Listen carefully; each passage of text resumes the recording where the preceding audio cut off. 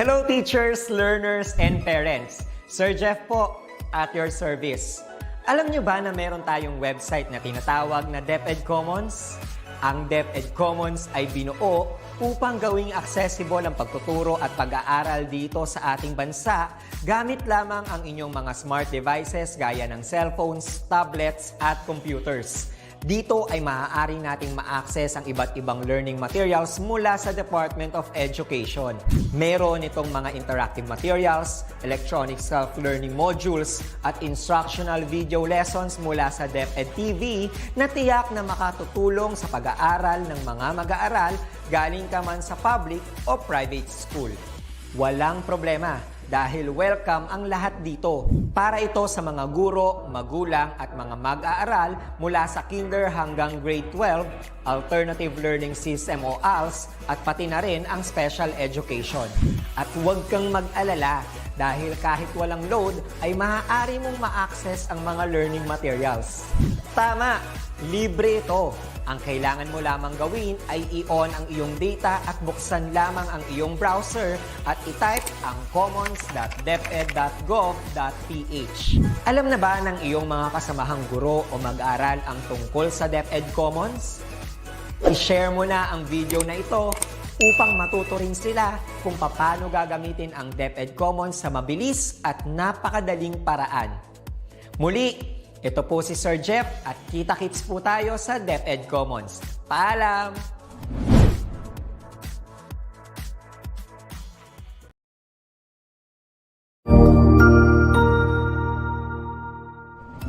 Magandang araw! Sir Wilbur po, at your service.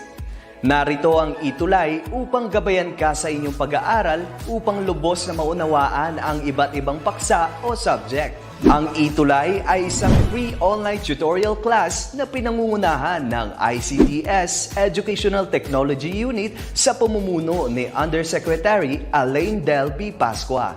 Ang programang ito ay hindi lamang para sa mga bata, kundi ito rin ay magsisilbing gabay sa mga magulang at mga guro kung paano nila ituturo o gagabayan sa bawat asignatura ang kanilang mga anak o mga estudyante. Sa kasalukuyan, ang self-learning module mula sa rehiyon ng CALABARZON at kilala sa tawag na pivot ang ginagamit sa ating ETULay online class. Kaya ano pang hinihintay ninyo? Ihanda na ang inyong mga ballpen o lapis, papel o kwaderno at samahan kaming itulay ang pagkatuto para sa bawat batang Pilipino. Sama-sama tayong magtutulungan para malampasan ang mga hamon sa panahong ito. Halina't matuto kasama ang inyong online tutor sa oras na ito.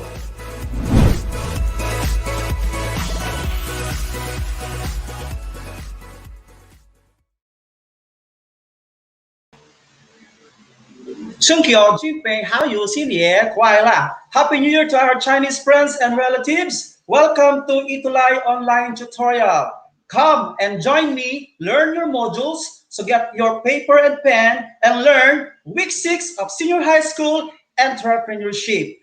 This online tutorial will help our learners, parents, and teachers to guide you in answering your modules at the comfort of our homes. You may watch us on the following platforms: the DepEd Philippines FB page, DepEd Tayo, DepEd Edtech Unit, DepEd Edtech Unit, and DepEd Edtech YouTube channel. Good afternoon. This is your business mentor for today, Tutor Wax from SDO, Olongapo City. Huwag gawing komplikado ang pagkatuto. Itulay mo gamit ang hashtag Itulay ang Edtech. These modules that I will be using is my self-learning materials used in our division, but I believe some of our teachers are already using this as reference. So today, let us continue learn, helping our learners in grade 12 to complete their activity and performance tasks. Shout out po sa ating mga learners from Olongapo City, ganun din po sa ating mga kaguruan. Tayo na at alamin at matuto para maging isang magaling na negosyante. Okay, so to start with our lesson for today, we are going to make a review. I'm going to show you the overview of our lesson for today, and we will be highlight the lesson 5, which is to manifest understanding of starting and operating business. Okay, we're going to demonstrate understanding of key concepts, underlying principles, and processes of starting and operating a simple business. And our learners naman, we're going to independently with their classmates to start and operate a business plan and present a terminal report of your operation. Okay, so last week, ay nagkaroon po tayo ng implementation ng ating mga business plan. I don't know how you conducted this in our school, but in Yucabalan Senior High School, I'll be showing to you a video how we conduct the Edtech. Okay, so let's watch this.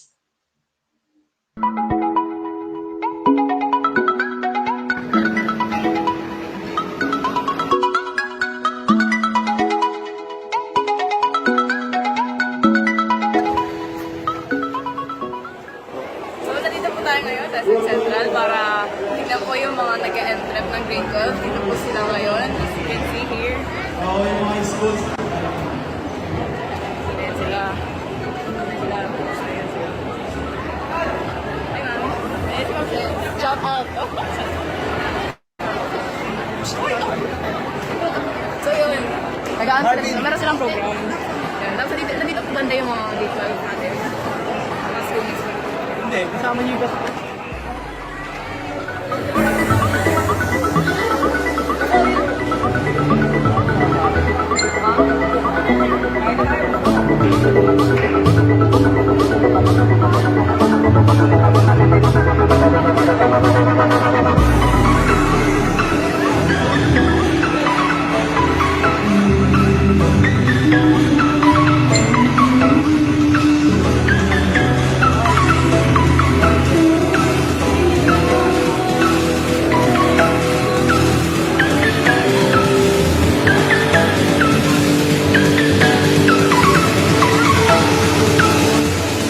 Okay, so let's proceed with the next slide. Okay, so whether a business is a startup or already well established, business implementation becomes the responsibility of all the employees. Implementation, okay, is the process of executing a plan or policy so that a concept becomes a reality. So from the business plan na ginawa po natin, gumawa po tayo ng ating mga culminating activity para gawing realidad ang mga ginagawa po nating, gagawin po nating mga negosyo. So to implement a plan properly, managers should communicate clear goals and expectations and supply employees with the resources needed to help the company achieve its goals. Okay, so sa ginawa po natin na implementation with our business plan last week, let's have a reflection. Ano ba ang ating mga naging experiences with this? Okay? So, let us make this interactive. So, ang ating pong mga viewers this afternoon, you can comment po diyan po sa ating comment box para po sagutin ang ating naging reflection sa ating pong ginawang implementation ng ating business plan. Okay, number 1 question.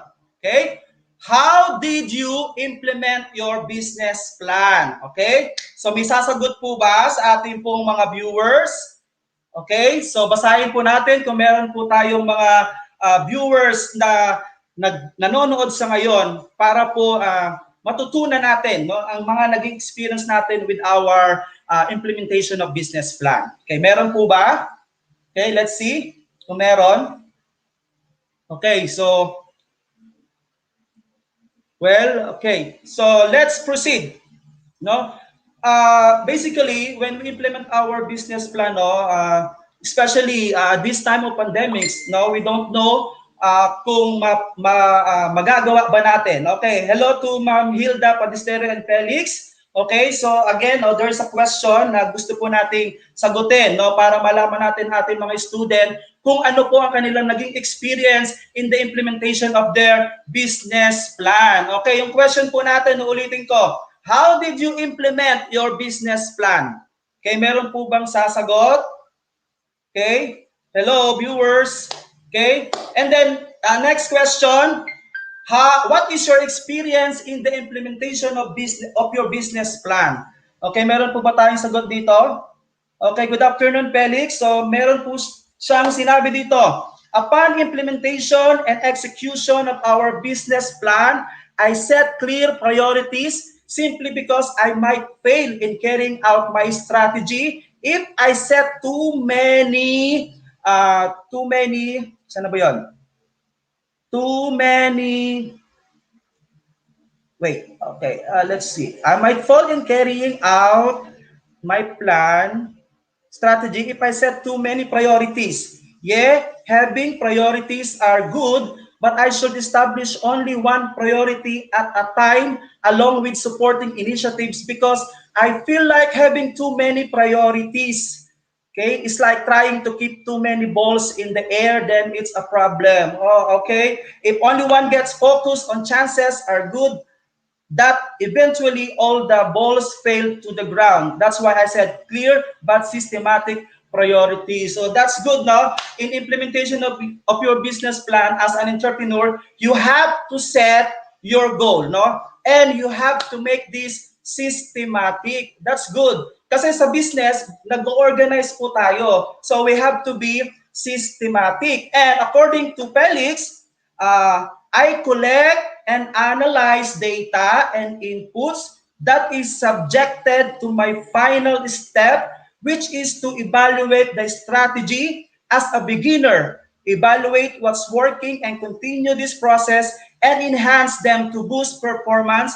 But with failing results either mean what processes don't work and make image adjustment to prevent further deterioration. Okay, very good, Felix. Where are you from, Felix? So I hope na from your experience, no, marami po tayong natutunan. And one more question is that, did you record all of your business transactions? Did you record? Nag-record po ba kayo? Okay? So it's very important that we have to record our transaction. Okay? So, and that is the focus of week 6. No? In our week 6, we are going to identify the reasons for keeping business records. Bakit ba dapat tayong mag-keep ng ating mga business transaction? So, everyone in business must keep records. Keeping good records is very important to your business, and good records will help you do the following. Okay, so ano-ano po ba yon? Okay, una, we can monitor the progress of our business. So, i-monitor natin ano ba naging progress, nalulugi ba tayo? Meron bang may mga supply ba na paparating? Wala bang supply? May makukuha ba tayo? Something like that. And did you prepare your financial statement? So this is very important that we have to prepare our FS. And we have to identify the sources of our income. Saan ba nanggagaling ating mga income, no? Sa ating mga pinagbebentahan.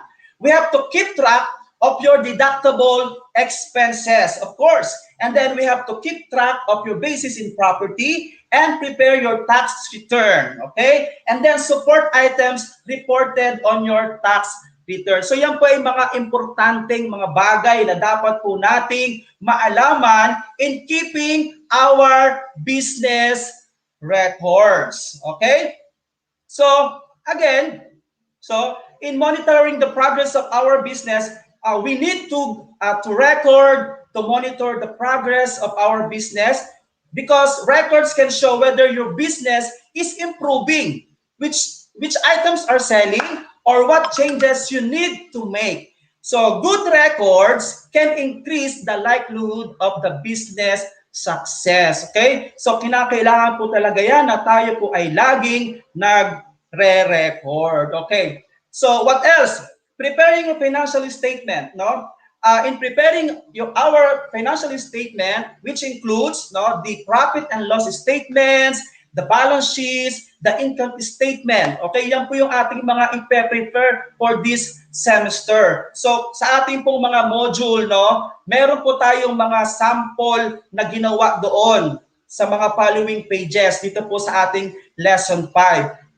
In week 6, no, we will just identify kung ano po yung mga reason kung bakit natin dapat mag-keep po tayo ng ating mga business records. At ang mga bagay na akin pong nabanggit are very important in keeping our records, because good records will help you, no? Will help you identify if you are gaining or if you are losing. So napaka-importante po ng mga bagay na yan. Okay.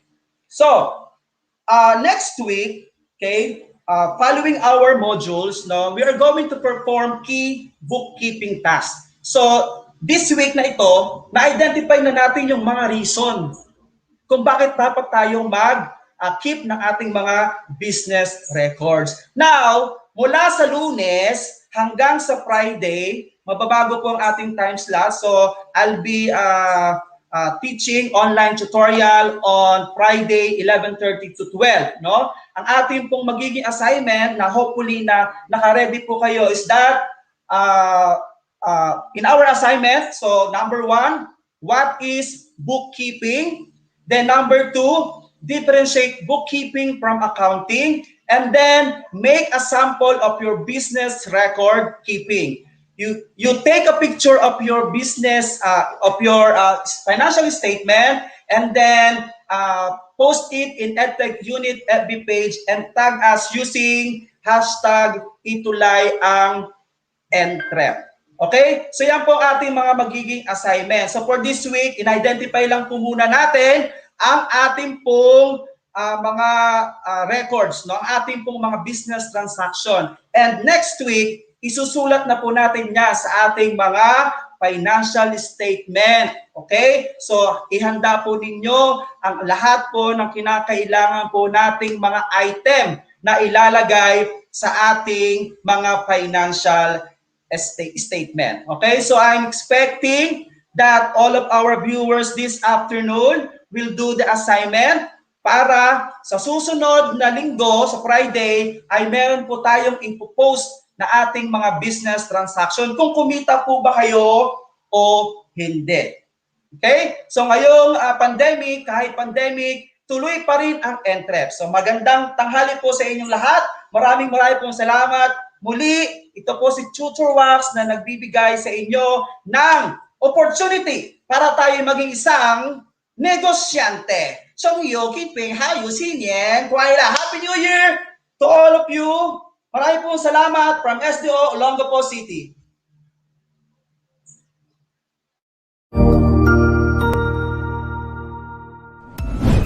Sigurado ako na marami ka na namang natutuhan sa ating ETULay tutorial session ngayong araw. Tandaan, ito ay hindi lamang para sa ating mga mag-aaral, kundi pati rin sa ating mga minamahal na guro at mga magulang na kaagapay natin para maituloy ang pagkatuto sa kabila ng nararanasang pandemya. Patuloy ding sumubaybay sa DepEd TV para sa mga araling ginawang video episodes. Mapapanood ito mula Lunes hanggang Sabado, alas 7 ng umaga hanggang alas 7 ng gabi sa inyong mga telebisyon. Abangan sa Lunes mula 1:00 ng tanghali ang iba pang aralin sa ating ETULay free online tutorial session sa Science. I-like and subscribe at manatiling nakasubaybay sa ating ETULay tutorial session sa DepEd Edtech Unit FB page at Educational Technology Unit channel sa YouTube at sa DepEd Tayo at DepEd Philippines social media accounts. Paalam!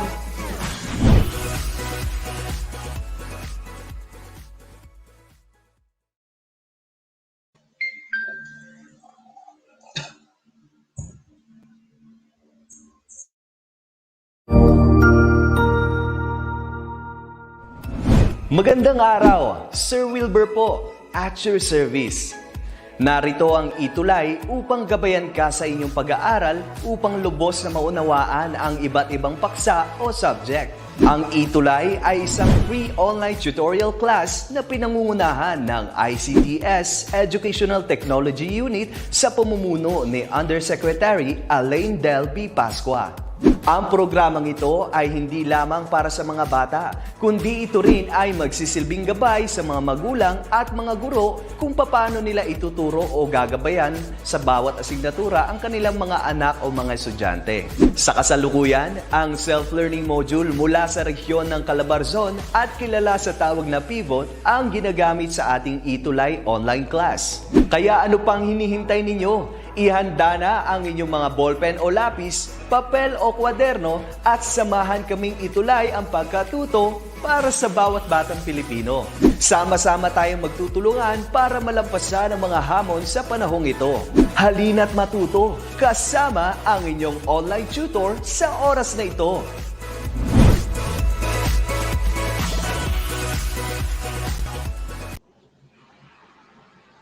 Ayan. So, good afternoon po sa lahat ng viewers natin, sa mga grade 7 students, sa mga parents po na nanonood at sa mga kasamahan nating guro sa anumang panig ng Pilipinas. So, good afternoon po sa ating lahat. I am Rose Ann, your tutor for today, okay, for this afternoon. Samahan niyo po ako para madagdagan ang kaalaman natin ngayon sa mathematics. So, bago natin simulan ang ating lesson, ang ating panibagong lesson, ay reviewin po muna natin yung nakaraang lesson.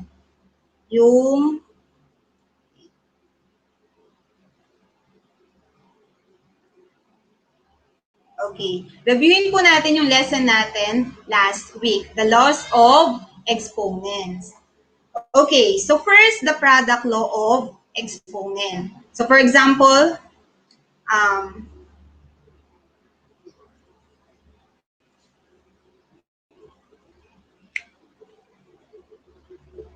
wait lang po.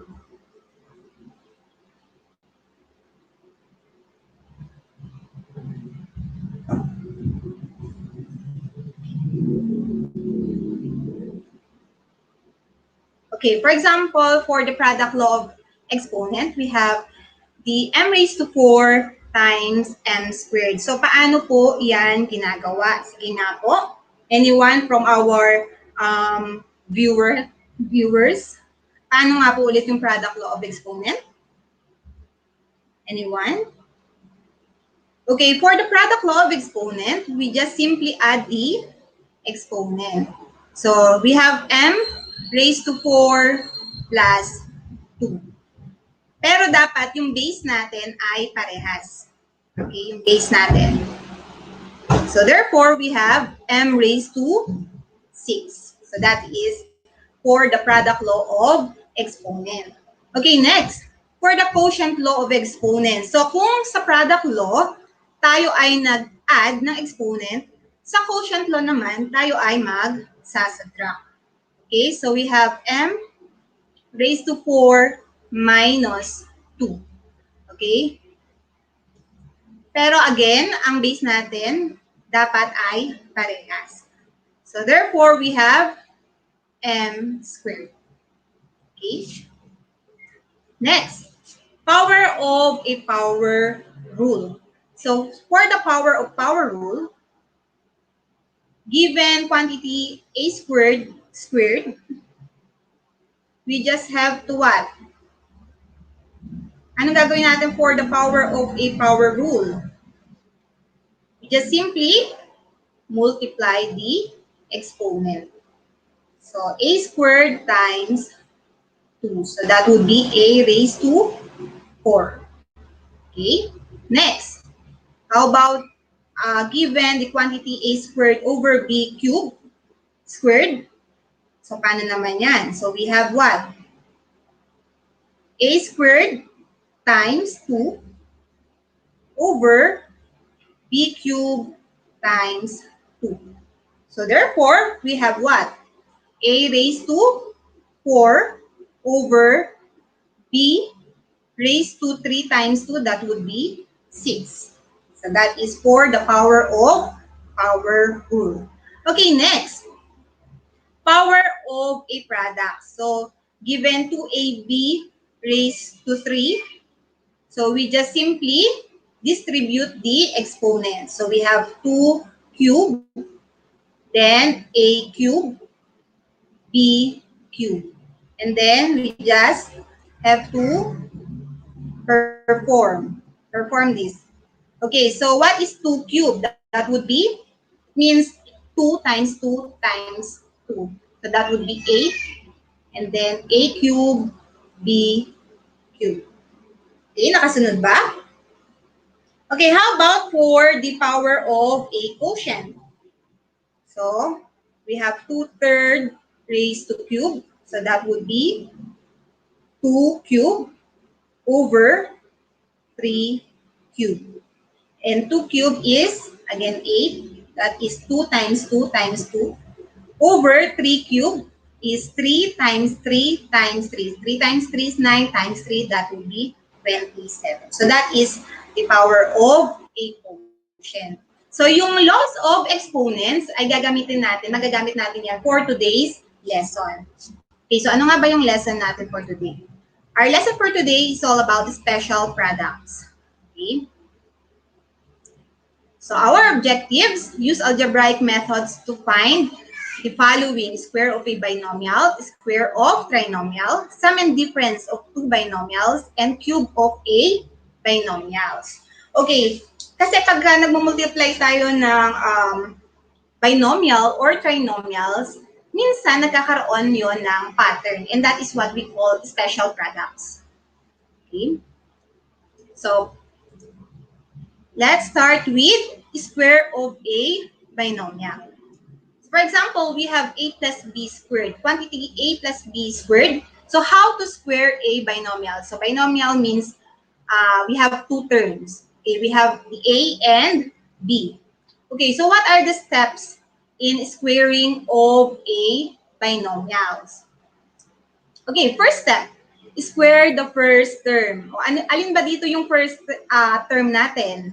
Sige nga, paki-comment nga kung ano ang first term natin. Ano ang first term natin dito? So, let us square first term. Our first term is A. So, just square the first term. Okay, next. Twice the product of the first and the second term. Okay, so plus twice the product. So, first term times our second term, A times B, and then we have to twice it. So, ibig sabihin, kailangan natin silang i-multiply by 2. So, that is our second step. Okay. Third step, square the second term. So, second term natin is B. So, we just have to square B. Kasunod pa ba? Can you still catch up? Catch up ba o catch up? Okay? Okay, so if we have now a squared, that would be a squared plus, so A times B. What is A times B? What is A times B? That is AB times 2, that would be 2AB. Okay? Plus B squared, that would be B squared. So therefore, this is our answer. Okay, next. Wait.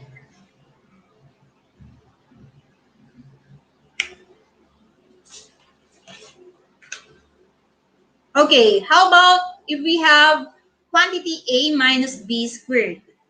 So again,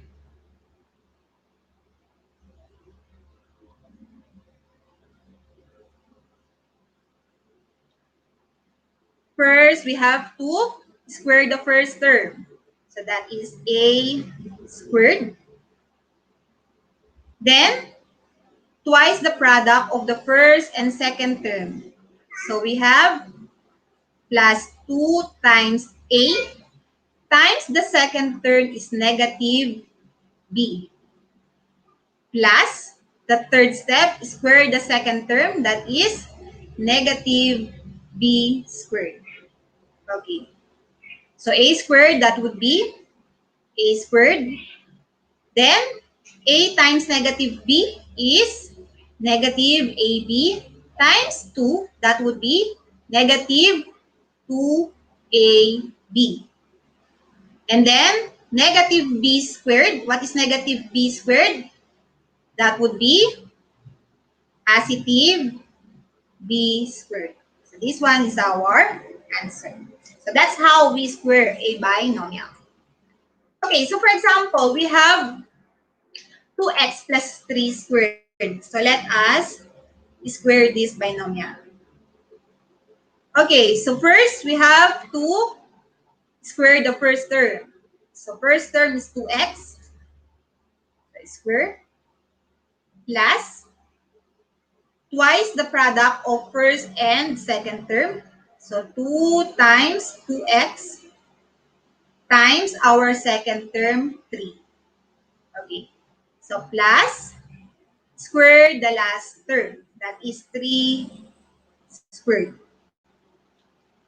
Okay, so what is 2x squared? What is 2x squared? Anyone?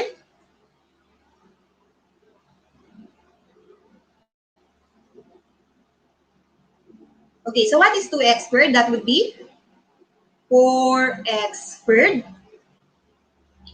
Next, 2x times 3, that is 6x times 2, that is 12x. And lastly, 3 squared, what is 3 squared? That is 9. So this one is our answer. Okay, next. How about quantity x minus 2y squared? So first, we have x squared plus twice the product of first and second term. So we have 2 times x times negative 2y plus the square root of the second term. So the second term is negative 2y. So let us square that. Okay, so evaluate natin. That is x squared. That would be x squared still. Next, x times negative 2y. That is negative 2xy times 4. That would be negative 4xy. Nakakasunod pa ba? Sana nakakasunod kayo, ha? Okay, plus, what is the square root of negative 2y? Negative 2y times negative 2y. So that would be positive 2y squared. Okay? So this one is our answer. So para sa mga na nakakuha ng tamang sagot, good job. Okay? Good job kayo dyan. Okay, next, we have the square of a trinomial. Okay, so paano naman ang pag-square ng trinomial? So, trinomial means we have 3 terms. So, we have here the A, B, and C as our terms. So, what are the steps in squaring of a trinomial? Okay, so first, square the first term. Okay, so let us square the first term first. So we have a squared as our first term. Okay, next, square the second term. Second term is b. So b squared. Next, square the third term. So plus c squared.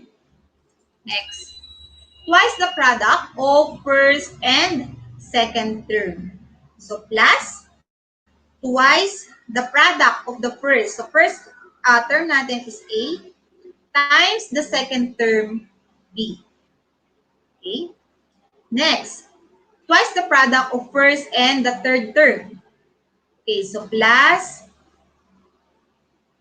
2 times our first term is A times the third term C. Okay? And lastly, twice the product. Okay, twice the product of the second and third term. So we have plus 2 times the second is B and the third term is C. Okay, so medyo mahaba lang. Okay, and then evaluate natin. So that would be A squared is A squared plus B squared, C squared plus A times B is AB times 2, that would be 2AB plus A times C is AC times 2, that would be 2AC. Okay, and lastly, B times C is BC times 2, that would be 2BC. So this one is our answer.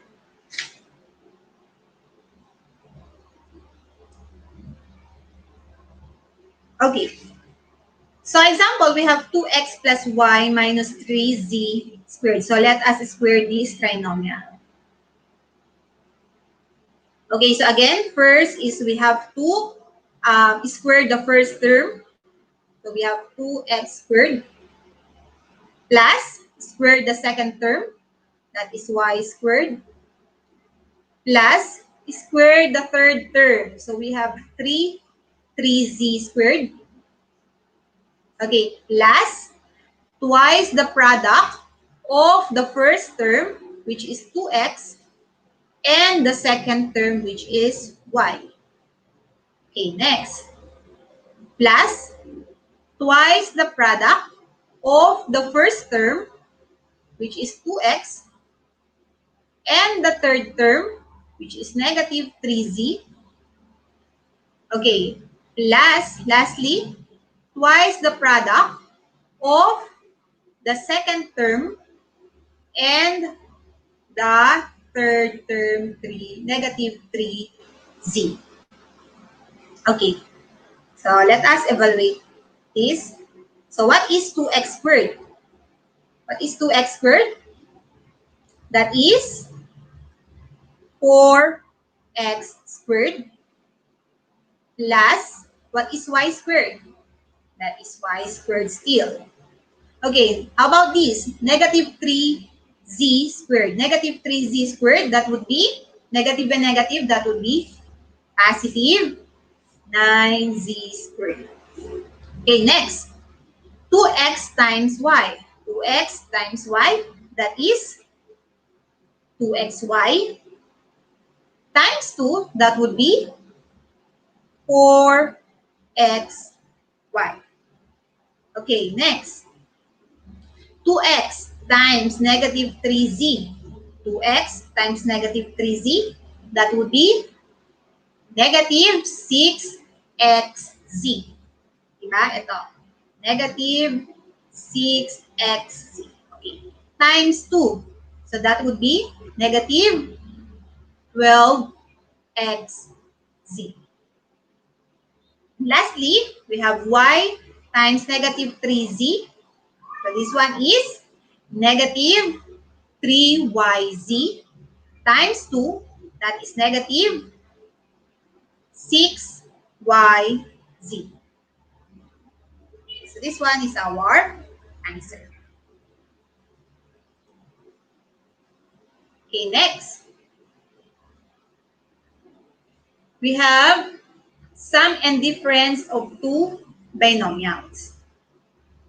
Okay, so for example, we have quantity A plus B times quantity A minus B. So how to multiply these two binomials? Okay, so for this one, you have to remember the FOIL method. You just have to remember this. So what does it mean? Ano ibig sabihin ng FOIL? Okay, so F stands for first. So multiply the first terms. Okay? So alin ba yung first terms natin dito? A and A. So A times A. So that is for F. First. Next, O.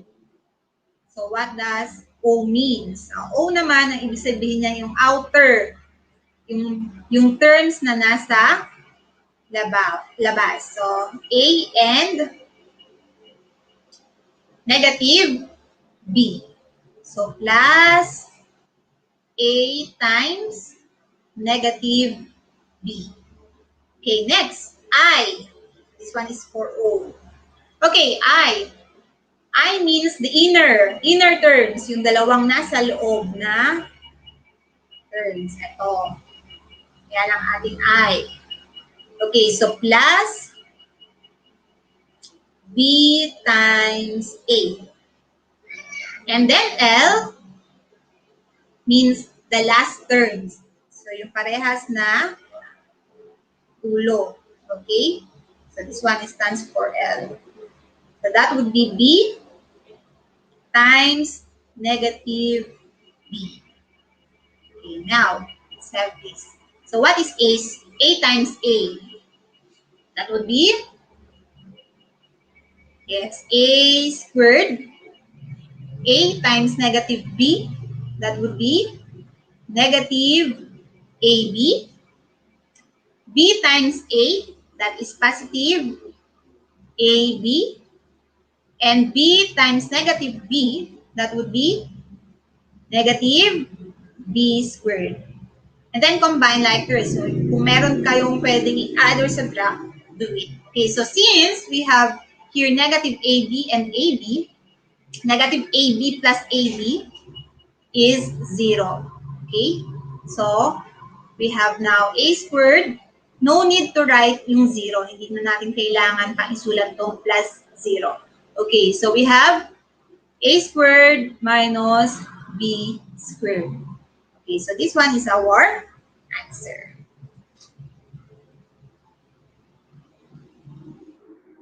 Okay, so example. Let's have example number 1. We have quantity x plus 2y times x minus 2y. So again, the FOIL method. So first terms, so we have x times x.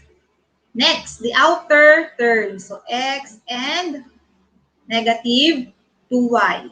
So plus x times negative 2y. Then the inner terms. So we have plus 2y times x. And then the last term.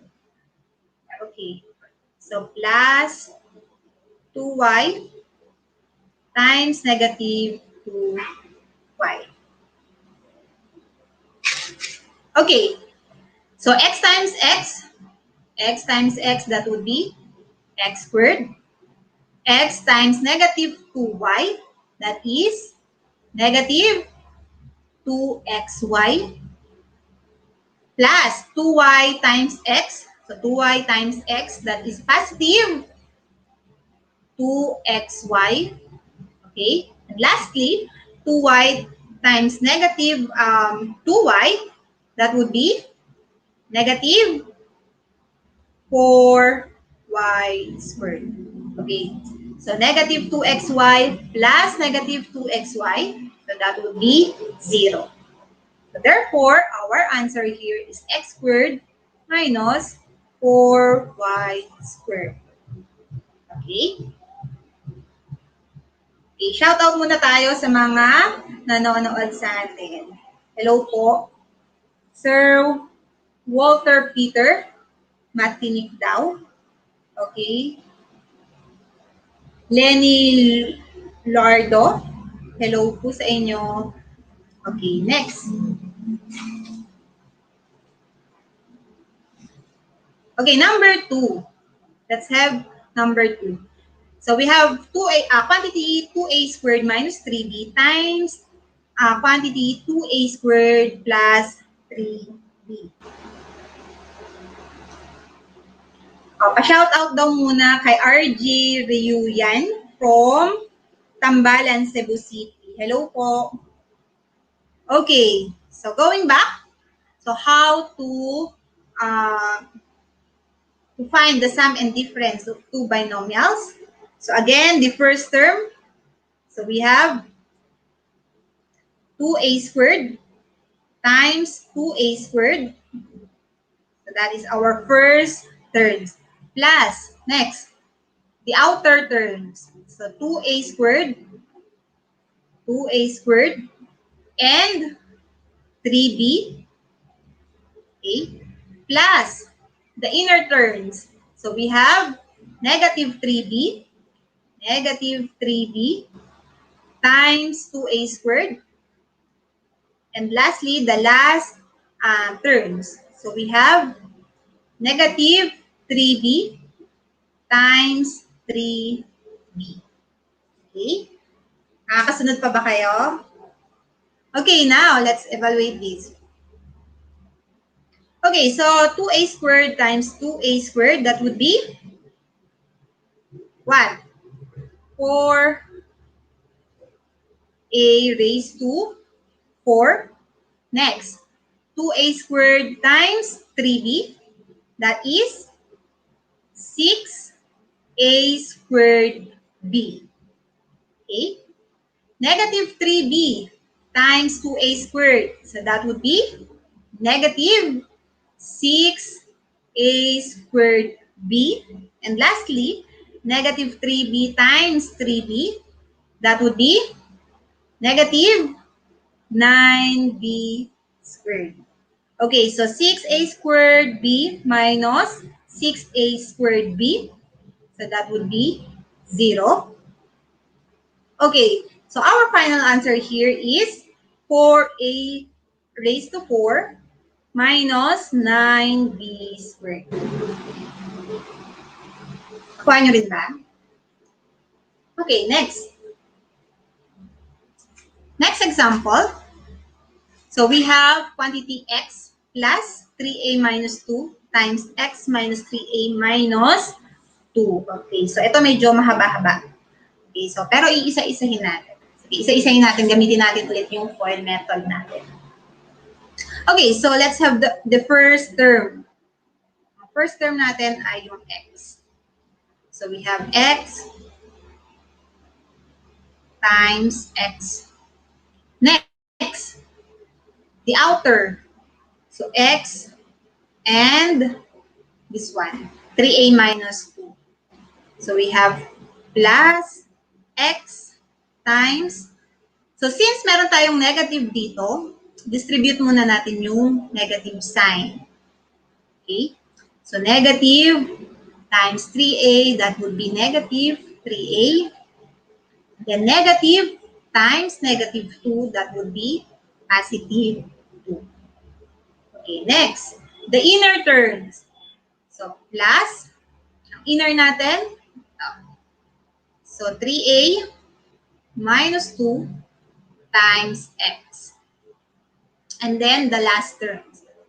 Okay, plus 3a minus 2 times, okay, again, distribute natin tong negative sign natin.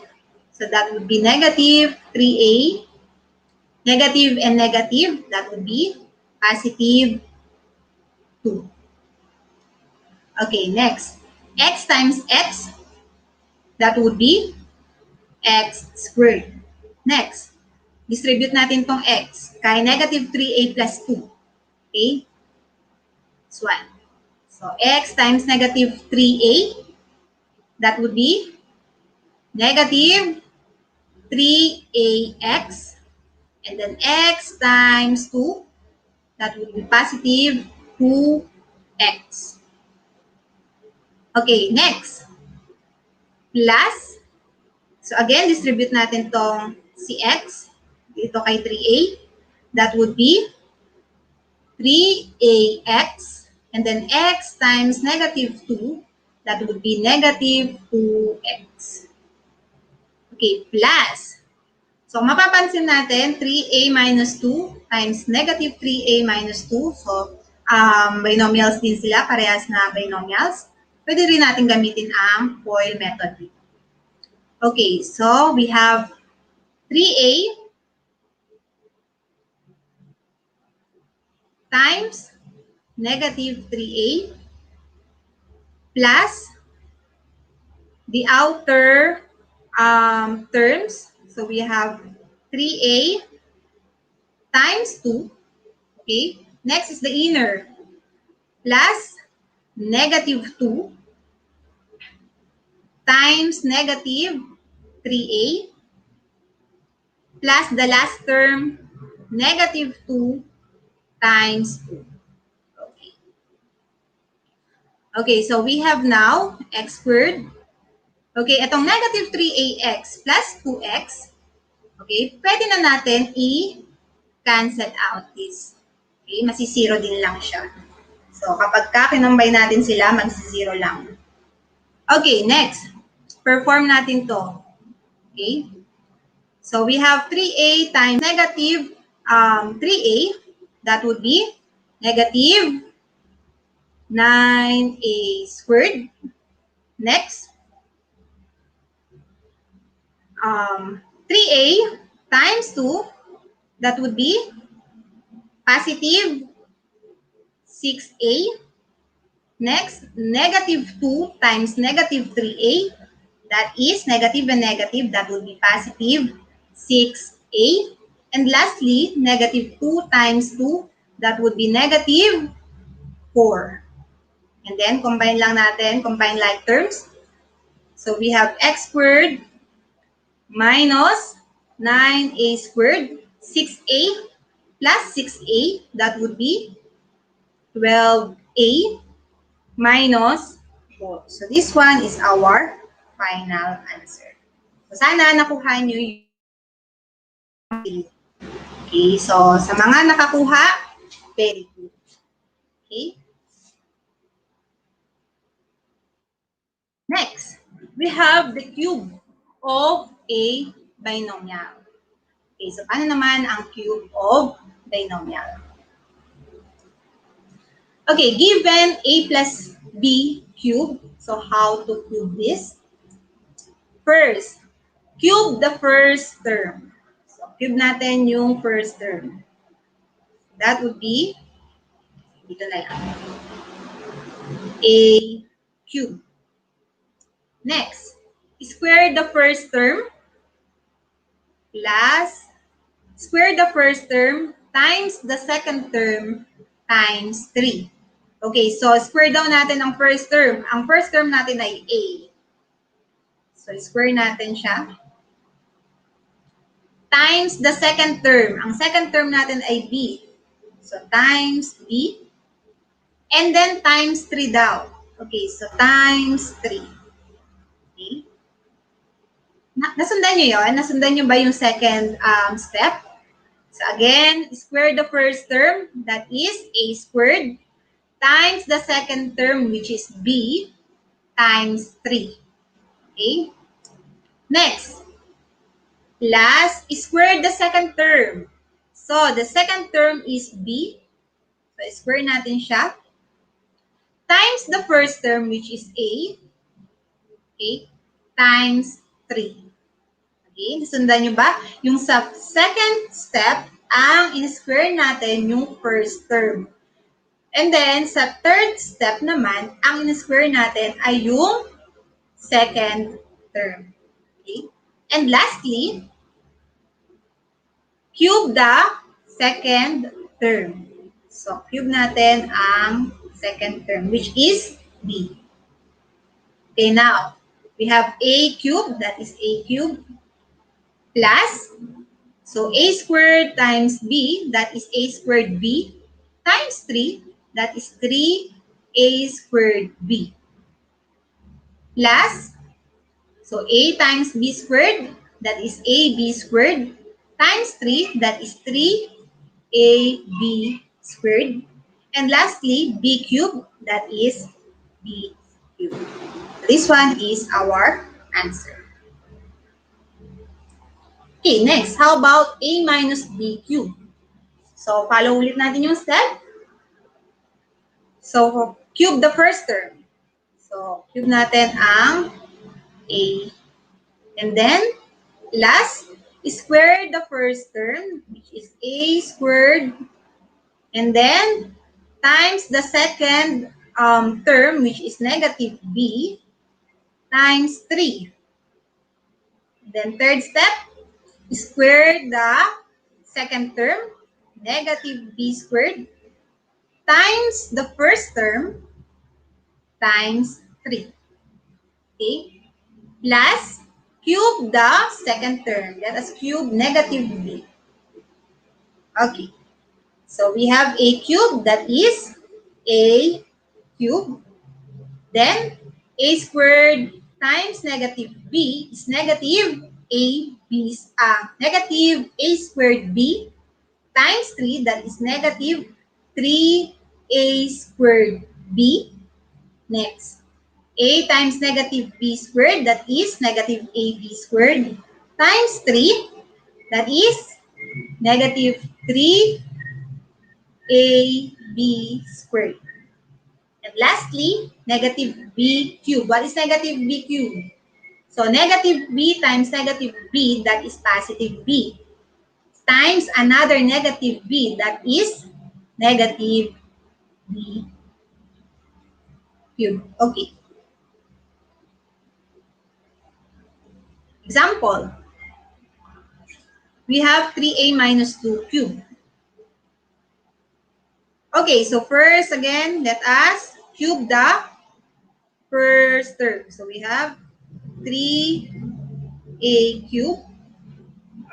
Okay, plus square the first term, 3A squared times negative 2 times 3. Okay, plus square the second term, which is negative 2. So negative 2 squared times our first term, which is 3A times 3. And lastly, cube the second term. So negative 2 cubed.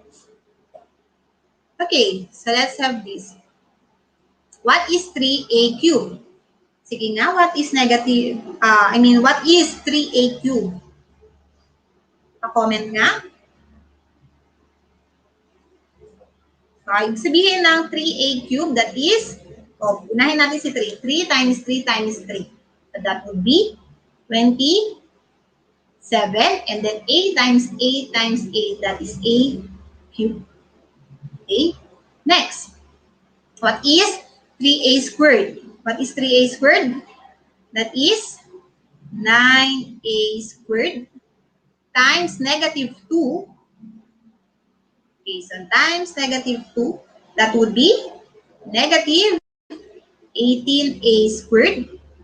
Then times 3. What is times 3? Negative 18A squared times 3, that is negative 54A squared. Okay, plus, about this, erase natin siya. Okay, plus, what is negative 2 squared? That would be negative 2 squared, that is positive 4 times 3A, that is positive 12A times 3, that is positive 36A. Okay, and lastly, what is negative 2 cubed? Negative 2 cubed, it means that negative 2 times negative 2 times negative 2. So negative 2 times negative 2, that would be positive 4 times negative 2, that is negative 8. So this one is our answer.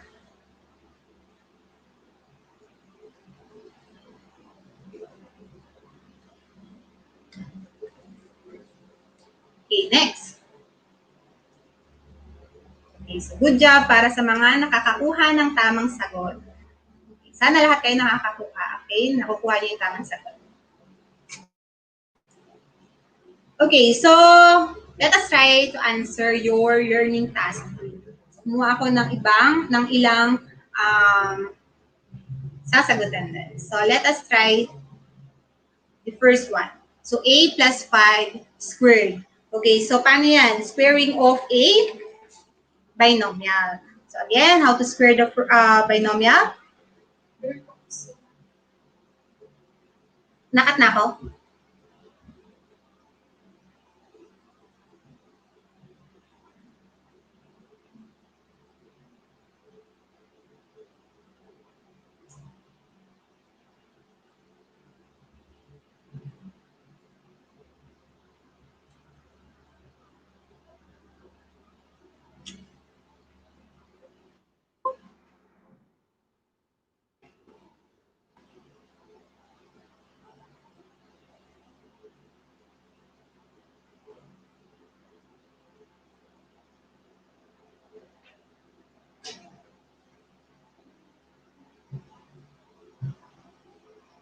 Okay, so, ayan. Time na pala natin. Okay, so hanggang sa muli ulit, mga grade 7 students. Samahan niyo ulit ako by next week. 1:40. Okay, 1:40 na tayo next week.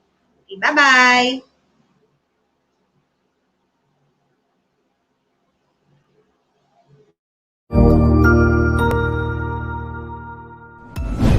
Sigurado ako na marami ka na namang natutuhan sa ating ETULay tutorial session ngayong araw.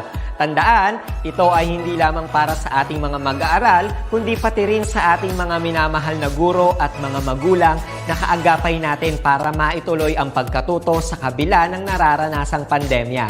Patuloy ding sumubaybay sa DepEd TV para sa mga araling ginawang video episodes. Mapapanood ito mula Lunes hanggang Sabado, alas 7 ng umaga hanggang alas 7 ng gabi sa inyong mga telebisyon. Abangan sa Lunes mula 1:00 ng tanghali ang iba pang aralin sa ating ETULay free online tutorial session sa Science. I-like and subscribe at manatiling nakasubaybay sa ating ETULay tutorial session sa DepEd Edtech Unit FB page at Educational Technology Unit channel sa YouTube at sa DepEd Tayo at DepEd Philippines social media accounts. Paalam!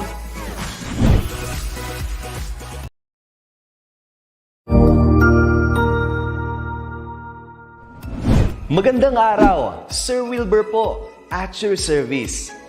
Narito ang ETULay upang gabayan ka sa inyong pag-aaral upang lubos na maunawaan ang iba't ibang paksa o subject. Ang ETULay ay isang free online tutorial class na pinangungunahan ng ICTS Educational Technology Unit sa pamumuno ni Undersecretary Elaine Del B. Pascua. Ang programang ito ay hindi lamang para sa mga bata, kundi ito rin ay magsisilbing gabay sa mga magulang at mga guro kung paano nila ituturo o gagabayan sa bawat asignatura ang kanilang mga anak o mga estudyante. Sa kasalukuyan, ang self-learning module mula sa rehiyon ng CALABARZON at kilala sa tawag na pivot ang ginagamit sa ating ETULay online class. Kaya ano pang hinihintay ninyo? Ihanda na ang inyong mga ballpen o lapis, papel o kwaderno at samahan kaming itulay ang pagkatuto para sa bawat batang Pilipino.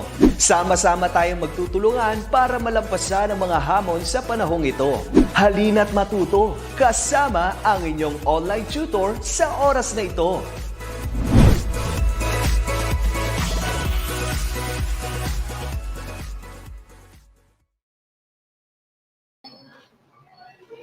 Hello, good afternoon sa inyo po mga ka-online. Welcome po sa ating ETULay para sa session sa Math 9. Ako po ang inyong magiging tutor for today. Ako po si Tutor Janet para sa ating tutorial time. So, para po sa kaalaman ng lahat, ang ating pong binobroadcast ngayon ay para sa week 6. So, sa inyong pong module kasi kung mapapansin niyo sa ginagamit po nating CALABARZON module o yung tinatawag na pong pivot module na alam ko pong nakalabas na po sa inyo ngayon, kayo po ay nakakita na pinagsama po yung week 5 at week 6. So, napakasimple lamang po kasi ng ating magiging pagtatakil ngayon ng mga lesson. Kaya, minabuti ko po na mag-uumpisa ko dun sa mga halimbawa na ginamit po sa inyong module. So, tingnan natin ang mga comments kung nakabukas na po ang inyong module. So, ayan po. So, para sa ating objectives, so, the whole week 5 and week 6 focus on simplifying radical expressions. Okay po? So, meron tayong tatlong property. So, may mga kamukha siya. Kung mapapansin niyo po, kung sa mga nakaraang week na binabalikan ninyo ang inyong module, meron na po kayong mga na-encounter na properties for exponent. So, ngayon po sa ating discussion, magpo-focus tayo since na po ang week 5 at 6 ay para sa radicals. So, pin-prepare ko po medyo traditional teacher po ako ngayong, tutor po ako ngayong araw na to. So, para po mas mabilis, pin-prepare ko po yung listahan ng tatlong properties. So, nakikita po ba? Ito po, ayan.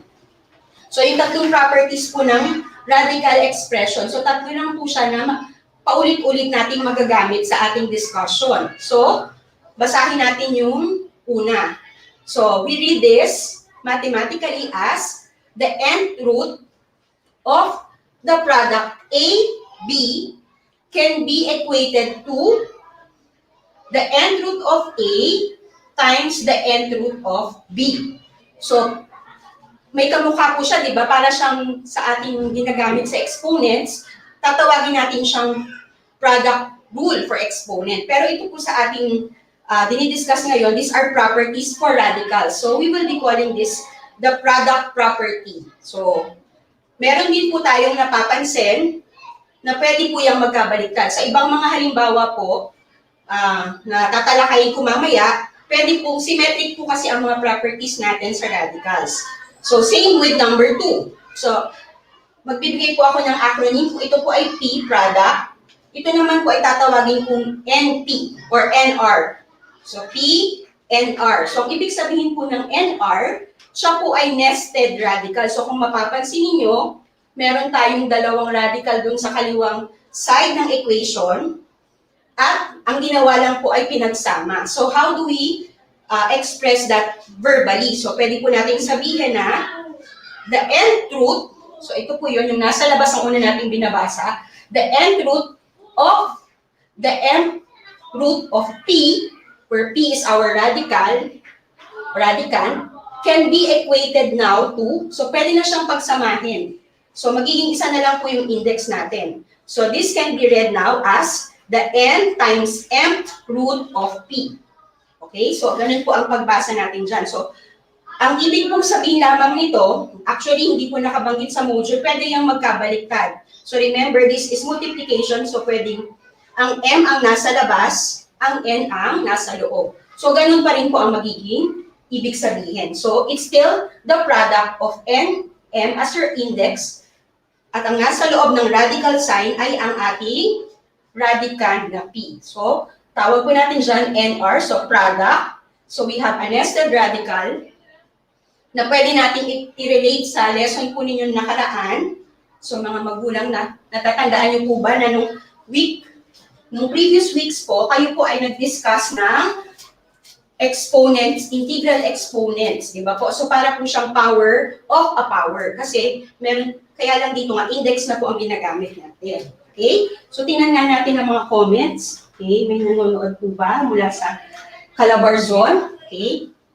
So, sa ngayon po, wala pa. Sintayin natin silang makapag-comment mamaya-maya. So, anyway, binibigay ko pa lang po yung pangatlo. So, sa pangatlo po, meron tayong the nth root of a fraction. So, we can refer to it as a quotient. So, sa context po kasi ng wordings na ginamit, numerator and denominator. So, pwede natin sabihin na the nth root of the fraction P over Q can be rewritten now to the nth root of P divided by the nth root of Q. So, therefore, it's the nth root of the numerator and the nth root of the denominator. So, as what I said, pwede pong magkabaliktad yan. So, sa mga halimbawa po na i-discuss ko, tandaan niyo po na symmetric po yung property ng ating radicals. Okay po? So, may mga comments po ba? Okay, wala pa sa ngayon. So, sige.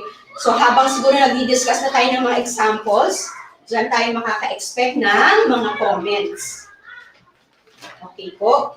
So, umpisahan po natin yung ating example. So, sa number 2, sa inyo pong module, maaari po ninyong mga minamahal naming mag-aaral, mga parents, buksan niyo po ang inyong module sa page 20. So, ang una ko pong gagamitin na halimbawa, para sa unang lesson, kasi there are 3 lessons po na i-discuss ko. Okay, so, actually, I may refer to it as methods, pero parang hindi siya appropriate po no, pag sinabi natin method. So, parang iba-ibang way. So, these are different ways, kasi methods refer to, halimbawa, pag nagsosolve ka, iba-ibang method yung gagamitin mo. Shortcut, long cut. So, this is actually, para rin po sa kaalaman ninyo, parang hindi ko na kailangan banggitin yung ating objectives. Meron po tayong 3 topic na i-discuss para sa araw na ito. Okay, so, ito po ay nakakomprise na rin po sa week 5 at week 6. Okay po? Katawad, medyo tumilipit ang ating scotch tape. Okay. Yan po. Yan. So, para makita po yung buo, tinupi ko na lang. So, hindi naman appropriate yung method. So, we have 3 things to discuss today. So, we will be discussing the first one, simplifying radicals. So, paano po natin mas mapaliliit yung number sa loob ng radicals? Kasi mas nagiging simplify ang radicals sa mga nakaraang pahina po. Binanggit po doon, matatawag nating simplified yung radicals pag wala nang pwedeng i-reduce sa radical. So, yun po yung unang ituturo ko sa araw na ito. Pangalawa, didiscuss din po natin yung isa pang way na pwede nating masimplify ang isang radical, and that is simplifying by reducing the index or the order of the radical. So, isa lang po yung ibig sabihin ng order. So, parang pag nilo-lowest term po natin yung index, pinapababa natin yung order niya.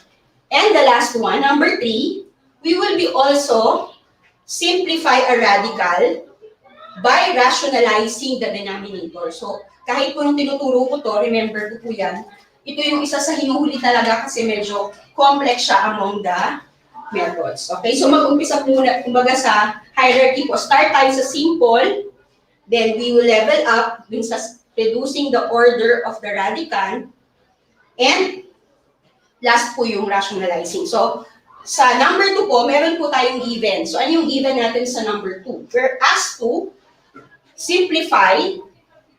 Okay. So, nakikita niyo po ba yung aking board? So, medyo lalakyan ko na lang po yung sulat. Simplify the expression cube root of 81.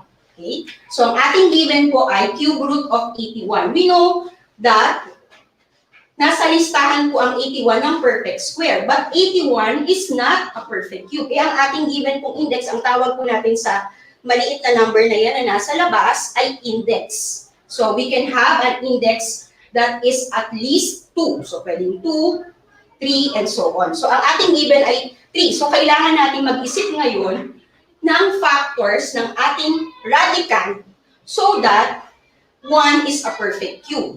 Tatlo lang naman po ang pairs ng factors ng 81, di ba? 81 is, of course, 1 times 81. And it's a perfect square, so siya rin po ay 9 times 9. Okay. Then, so, sumunod po, ano pa yung isa pang nami-miss out natin na ikatlong pair ng factors? So, meron din po tayong 27 times 3. So, pipiliin po natin dyan, alin sa tatlong pairs na yan, ang merong isa sa mga factors ay perfect cube. So, ito po ba yun? 27 times 3, 9 times 9, 1 times 81. So, preferably, isa lang naman po ang sagot, ito yung ating bibilugan. Okay? So, bilugan natin na ibig sabihin ng 81, so applying the first property that I mentioned, the P, the product. So, the product 81 can be therefore rewritten as, since it is 27 times 3, pwede natin siyang isulat as the cube root of, so ang magiging A natin ay 27, ito ang magiging B. Tama po ba? So 27, so you can check sa calculator niyo po. I hope, mga magulang, pwede naman po kayo gumamit ng calculator to check. Ang mga anak lang po natin ang, okay. Kumbaga tinitrain po natin silang maging mataas ang kanilang numerical proficiency. So, we allow them to think talaga na 27 times 3 is equal to 81. Okay? And then, since na-factor na po siya, applying now, simplifying radicals. So, meron tayong perfect cube. So, we have now, what is the cube root of 27? Ano po ang cube root ng 27, mga ka-online world? Meron po ba tayong mga comments dyan? Okay. So, wala pa din po. So, antayin ko lang. So, tingnan muna natin mabuti. Una natin ginawa, 81 is renamed as 27 times 3. Kasi, isipin niyo mga bata lagi na, ang ating pinipili ay yung nakadepende sa ating index. Kung square root yan, pwede yung 9 times 9. But, since we are given 3 as our index, we will choose 27 times 3. And then, simplifying, we now have 3 times the, so we just affix, bababa lang po natin to. Yan. So, parang meron tayong tatlong 3. 3, pero our 3 here is our index. Let me rewrite my index. Okay. So, 3 times the cube root of 3. Yan na po ngayon yung final answer. Bakit yan na po? Simplified na po yung sagot. So, 3 cube root of 3 is our final answer. Okay. Paano naman? So, looking at the other examples from the same page, page 20, paano naman po, Tutor Janet, kung ang given ay may variables? Okay, so halimbawa, yung number 3, sa yung sumunod dito. So, binigay ay the fifth root of 32 x to the 7. Okay, yun po yung given, di ba? X to the 7, y to the 5th, z. Okay. So, wala tayong masyadong concern doon sa, let me check po, may copy here, tama po. 32, fifth root of 32, x to the 7, y to the 5th. Okay? So, meron ba tayong mapapansin doon sa numerical coefficient natin? Ang ating numerical coefficient po ay, wala tayong issue, 32. 32. How do we factor 32? It is 8 times 4. But 8 is a perfect cube. Same with 4. It's also a power of 2. So, ano ngayon ang ibang way to rename 32? It's, alam natin yan mga bata na 8 times 4 is the same as tatlong 2 sa 8. Tapos sa 4, dalawa. So, 2 times 2. So, 1, 2, 3, 4, 5. So, as what I said, it's 2 to the 5th. So, compatible with our given index. So, yung y to the 5th, ganun din. So, saan tayo ngayon kailangang mag-reducing the radicand? So, magre-reduce tayo dito sa ating x to the 7. Okay? So, how will we now do that? So, gagawin natin, pagsasamahin natin yung mga factors na may exact na fifth root. We will group together, therefore, 32. Tapos, pag-ihiwalayin natin to. Okay, so remember, magkakaugnay ko ang topic sa math. Kung meron tayong, okay, power. So, power of a power yung sa number 2. Pag dito po, meron tayong tinatawag na product rule. So, di ba? X to the 5th times, para maging 7, kailangan kasi natin ng isang x to the 5th. So, we will choose x to the 5th times x squared. Okay, so ngayon, alam na natin na ang maihiwalay ngayon ay yung x squared at saka z. Okay, malinaw po ba? Nagigets niyo po? So, we are given 32x to 7y to the 5th z. So, we now have, so erase ko lang po yung aking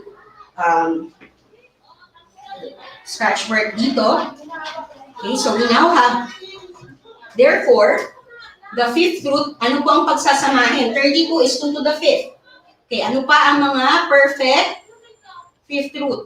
Okay, yung x to the 5th na katabi ng x squared kanina, and then y to the 5th. Okay, times, so we are applying again the product. So kasi nilalagay natin yung dalawang factors separately. Kaya lang this time, may consideration tayo sa pagsasama-sama ng factors. Magkakasama yung divisible ang mga exponents sa 5, tapos yung matitira, naka-isolate. So sila yung mga irrational. So therefore, our final answer would be, so apply lang natin yung natutunan natin before sa exponent. So mawawala ngayon ang radicand kasi lahat sila divisible by 5. So we now have 2xy, bring down 5th root of, kailangan po may index doon, so I forgot to emphasize. So pag binaba natin yung answer, hindi natin kakalimutan yung index. And then we have x squared z. So we now have our final answer. Basahin po natin yung ating final answer. We now have 2xy, 5th root of natirang x squared z. Okay, so that is our second example. Let us now proceed to the next method. So, para po mas matulungan ko kayo sa exercises, siguro isang example na lang dun sa next method. Okay, so I will choose to tweak Okay, kailangan natin i-tweak ng onte. Okay. Po, linisin lang natin mabuti para start. Okay? So, i-tweak ko lang ng konti. Yung given kasi, may pinaghiwalay pa yung 25 at saka, yung isang may variable. So, para mas mabilis, so, nakapattern naman doon, I will be using an example there so that pagsasamahin ko yung dalawang example. So, simplify. This time, ang ating isi-simplify po ay gagamitan na natin ng reducing the order. Okay, so ano po ang ibig sabihin ng reducing the order? Hindi yun parang ang setup pa naman dito para kung naglilista ng menu may order. Hindi po. So, ibig sabihin ng order nito ay simplifying by paliliitin natin yung yung index sa labas. Okay, so we now have the 8th root rather. Okay, kasi ang given po dyan ay 8th root of 25. Okay, 8 to the 12. Okay, so medyo tinwik ko lang ng konti yung given po para mas makita ninyo how it works pag may variable. Okay? So, simplifying by reducing the order of the radical po yung ginagamit natin. Pero, meron din siyang, in a way, mag-a-apply pa rin tayo ng previous property. Okay? So, ito po ay, gagamit pa rin tayo ng reducing the radical. So, we will opt to separate first kasi magkaiba sila. This is a perfect square and this is not a it's not a perfect square lang, but it's also a perfect cube, perfect power of 4, and so on. Okay, so maraming factors ang 12. So paghiwalay natin kasi magkaiba naman sila ng order. Okay, so we will apply the previous property. Okay, di ba po? Ayan, tama po. Wala pa rin ako nababasang comments. Okay, so ayan, ang pareha sila na kailangan. 8 ito, 8 din po ito. And then 8, 12. So, dito natin na i-apply yung sinabi ko na product property. So, how will we factor our given product? So, how will we rewrite a to the 12? So that magkakaroon tayo ng masisimplify by reducing the radical. Gagamit po tayo ng reducing the radical by means of rewriting it as 8 root of a raised to 8 times, so para maging 12, ano yung, okay, ano po yung kulang para maging 12? Meron po bang mga nagsasagot dyan? Okay, so ito ay a raised to 4. Diba po? 8 plus 4 is equal to 12. Okay, so yun po yung ating ginagamit ngayon. And then we just bring down, as it is, bababa natin yung 8 root of numerical coefficient 25 times, okay? So, we will opt na iuna na natin. Okay, una na pala natin yung a to the 8. Bakit po? Para yung mga irrational, yung mga hindi matatanggal totally sa radicals, pwede po siyang magkasama na sila. So, unahin na natin yung ma-extract talaga yung exact root, which is 8 root of a to the 8. Then, we just carry this over. Okay, commutative naman po ang multiplication, so wala tayong binabiolate na rule. Times, ito po ay 8 root of a to the 4. Okay, so yan. So, bring down now. Yan, kagaya ng kanina sa number 3, di ba? Meron tayong variable na divisible, yung y kanina. So, parang ganun din po. Bring down a fix now, yung natitira, pero this time, kailangan natin ngayong mag-simplify by reducing the radical. So, we know that 25 is 5 square. 5 square po ang 25. So, dito ko muna sa kabilang side, isulat yung draft work ko kasi para po makita pa rin sa bandang unahan. While we know that a to the 4 is not just a perfect square, but it's also a square.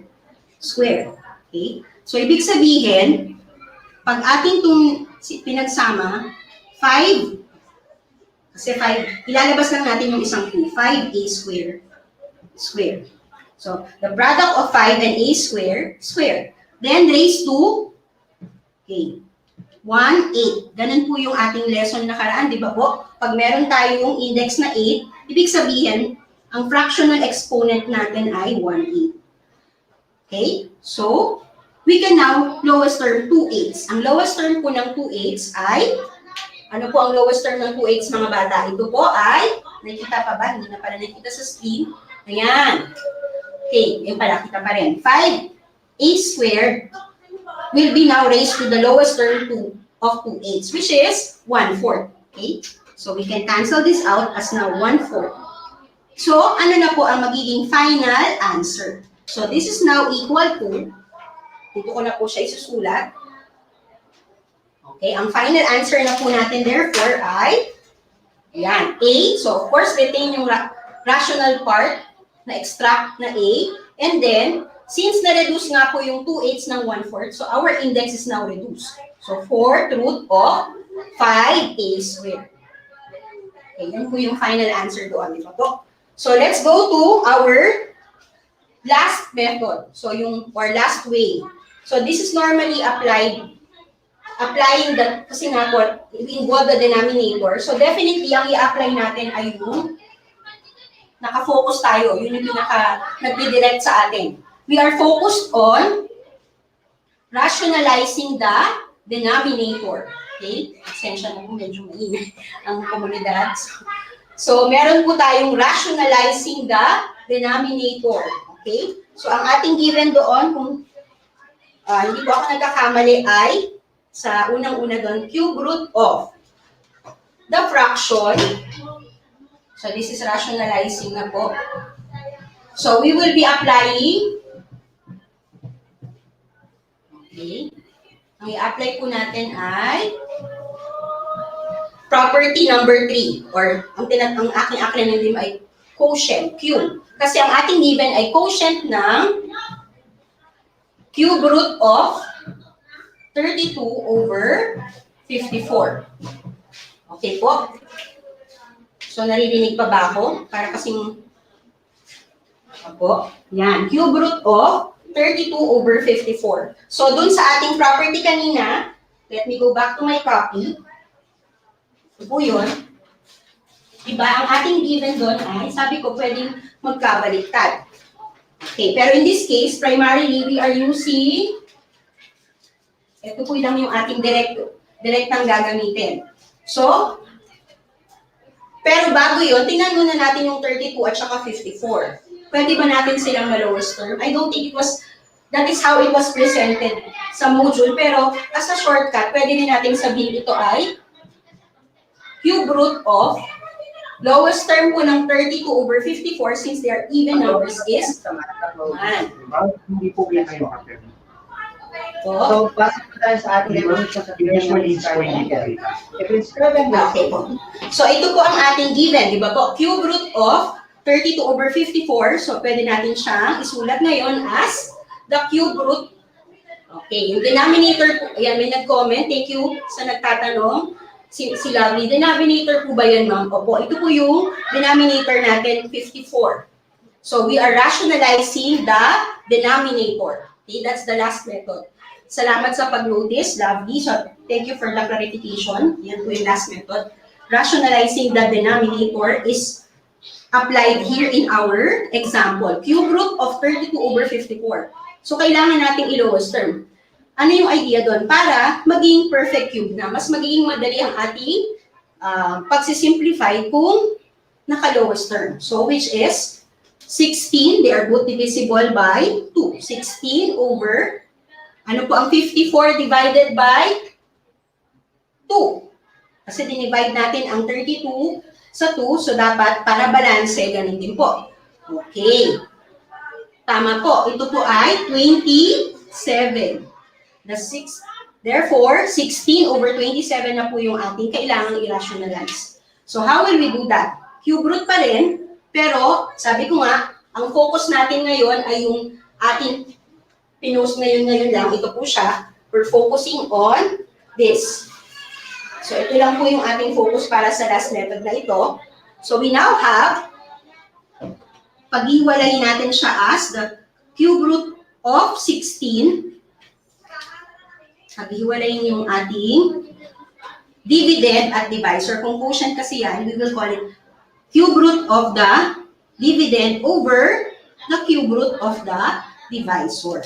Okay. So it's easier now kasi alam natin na ang 27 ay may cube root. Kanina sa example ko, di ba po? So 27, ang cube root ng 27 ay ano? Okay, meron po bang magsasagot dyan? Ang cube root po ng 27 ay, okay, nag-iisip pa, nire-recall, medyo epekto po ng maraming mga paputok ng Chinese New Year, hindi na po natin maalala na ang 27 ay, ano po, cube root niya po ay, ano, mga bata, dapat po, ito kasi importante sa math, practice, so para maalala nyo siya lagi na ginagamit siya. Kasi these are the numbers that you will repeatedly be using kapag nagdi-deal kayo with cube root, 6 root, and so on. So, paki-memorize nyo na ang 27 ay 3 raised to 3. So, therefore, masisimplify na siya as 3. And then, yung 16 ngayon ang kailangan nating balikan yung number 1. So, what is number 1? The nth root of A, B is equal to, paghiwalay natin ngayon ang 16 as 8, at saka, ano pa yung kasama ng 8? Okay, 2. Yan, pumipiyok na ako. The cube root of 8 times the cube root of 2 para maging 16 pa rin po. So, then that's the time na magkuha na natin talaga yung final answer. Kasi pag sinabi natin ang sagot ay cube root of 16 over 3, we have not applied totally what we have learned in the previous property. So, kailangan na a-apply siya both. So, simultaneously, nasisimplify siya kung pati ito ay nasimplify din, yung ating numerator. So, the final answer is therefore 2/3. Okay, so di ba po, perfect cube ang 8. So, 2, then just copy the denominator or the divisor 3 times cube root of yung naiwan na irrational part. Okay? So, yan po yung sagot sa ating rationalizing the denominator. Okay. Okay, tama. Thank you, Donald. So, 3 nga. Magaling. Salamat at nakikinig si Donald. Meron na nakaka-inspire. Okay. So, mag-proceed tayo dun po sa parang kaakibat ng rationalizing the denominator. Gagamitin natin yung word na conjugate. Ano po bang ibig sabihin ng conjugate? So, kahit hindi po tayo English, dapat alam natin na pag yung mga words na conjugal, di ba?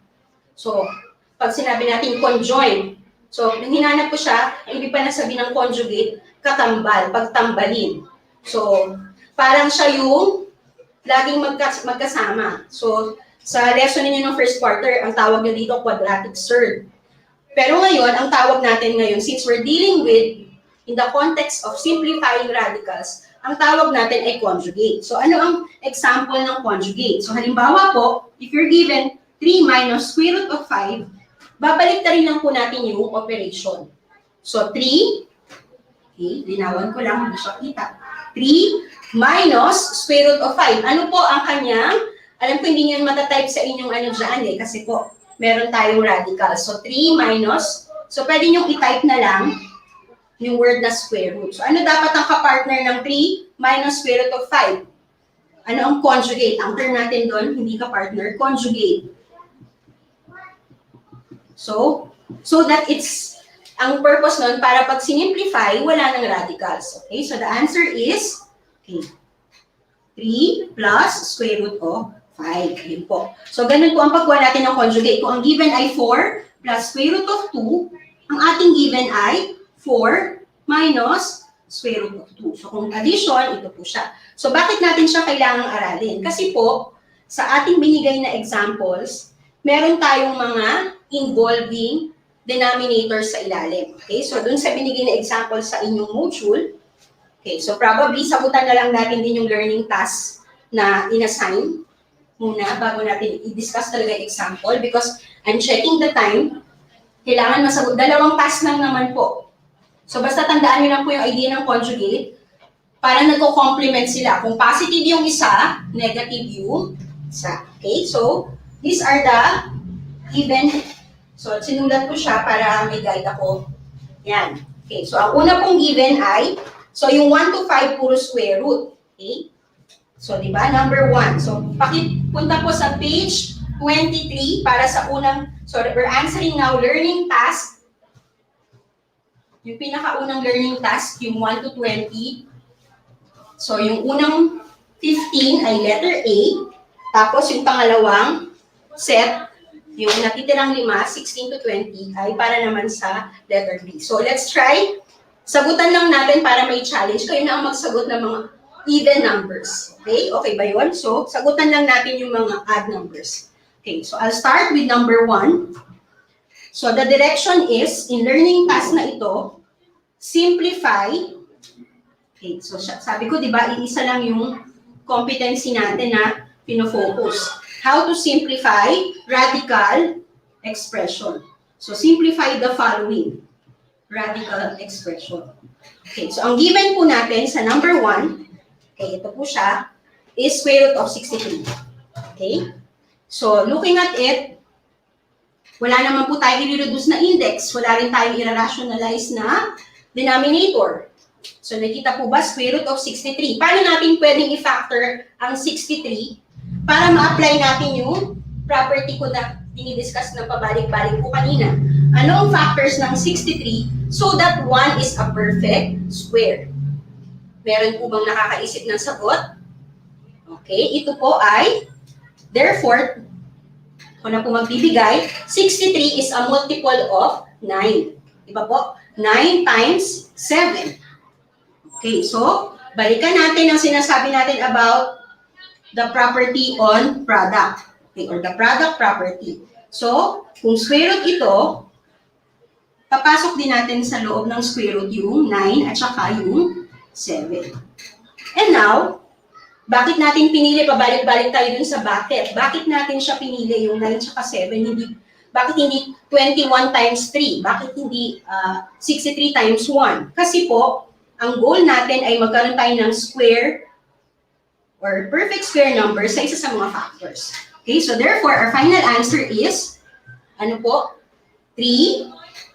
Okay, so kunin lang natin to 3 square root of 7. Yan po yung magiging final answer. 3 square root of 7. Okay, how about number 3? So, may pagkakahawig na konsepto. Okay, ito pa rin po ay simplifying by reducing the radicand. The given po kasi po ay 75. We know that 75, may tantanggan na si Ding Dong, 3.25. 3.25 ang 75. Ay, nakikita. Aking edad, di ba? 75 is 3.25 or 25 times 3. Okay, bakit po uli yun yung pinili? Kasi po, kagaya ng halimbawa natin kanina, kailangan meron tayong perfect square. Ang susunod po na perfect square sa 9 ay 16. Ang susunod sa 16 ay 25. So therefore, 25 is a perfect square. So it's actually 5 squared. Okay, so again, follow this pattern. Pag-iwalayin natin. Separately, ang factors ay 25 at 3. Therefore, the final answer is 5 square root of 3. Okay, so how about number? Okay, kasya naman. Siguro hindi na siya kasya. Okay, meron pala akong sticker. Okay. Let's go to number 5. Okay, ito yung medyo challenging. Pag tingnan nyo siya 92, ano ba ang 92? Kasi yung mga 300, 125, square root of 125, madaling isipin. Pero yung square root of 92, okay? Square root ulit. So, kaya ganyan po yung pagkakasulat niyan. Square root of 92. Okay. Tingnan natin kung divisible siya by 4. Kasi the first, aside from 1, the first square, perfect square na itatay natin ay 4. So, ang 92 ba ay divisible by 4? Okay, so may nagsagot. Thank you, Ruth. Ang galing. Dalawa na. Salamat, Donald at Ruth. Shout out sa mga grade 9 students natin dyan sa CALABARZON. So, ito naman na yun, yung 92, paano natin siya pwedeng i-factor? It is to be factored as 4. Kasi nga sabi ko, try natin sa 4. Nung chinek natin, ang 92 ay divisible sa 4, di ba? Okay, tingnan niyo po. 9 divided by 4. 2. Okay, so meron tayong partial product, 2 times 4, 8, isa lang naman siya, so 8. And ang result, 9 minus 8 and 12. So divisible nga po siya. In fact, 92 is 4 times 23. So yun lang po, kasi prime number ang 23. I don't think wala nang itataas pa yung 4 as the selected perfect square na kailangan natin. So therefore, with this in mind, ano po ang ating magiging final answer? Okay, so ang final answer po therefore ay 2 square root of 23. Okay? So yun pong mga succeeding exercises, so yung meron po tayo dun, okay, salamat, very good, Ruth. And Chino, may nadagdag si Chino, salamat, 2 square root of 23 is correct. Okay, so kailangan ko na po kasing i-cut. So ipopost na lang po ng Edtech unit yung mga solutions po natin para dun sa Hazel. So yung 3 siguro yun yung sagot mo dun sa nakaraan pa, yung kanina yung 27, medyo mabagal yung signal ni Hazel. Okay, but by the way, salamat sa lahat ng mga nag-comment. So I hope may na-share po ako sa inyo ng mga technique with the limited examples po na kinaya ng ating oras. So enjoy answering your module. So kung may time po tayo sa susunod, maaari natin balikan kasi ito nga po ay pang 2 linggong lesson. Particularly, babalikan po natin siguro yung rationalizing the denominator. Okay, thank you po sa mga nanood, watching from SNIS. Salamat po, bye-bye!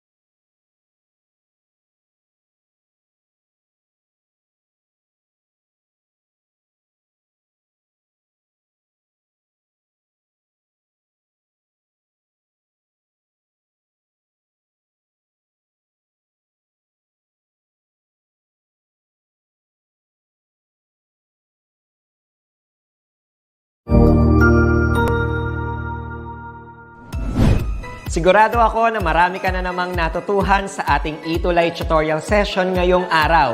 Tandaan, ito ay hindi lamang para sa ating mga mag-aaral, kundi pati rin sa ating mga minamahal na guro at mga magulang na kaagapay natin para maituloy ang pagkatuto sa kabila ng nararanasang pandemya.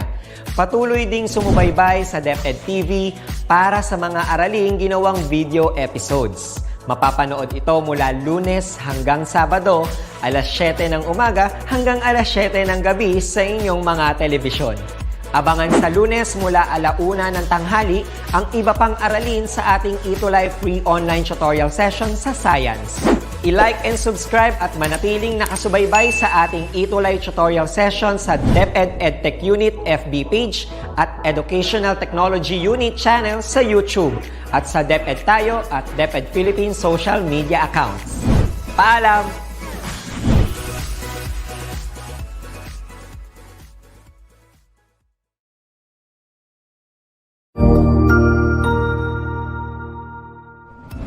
Magandang araw, Sir Wilbur po, at your service. Narito ang ETULay upang gabayan ka sa inyong pag-aaral upang lubos na maunawaan ang iba't ibang paksa o subject.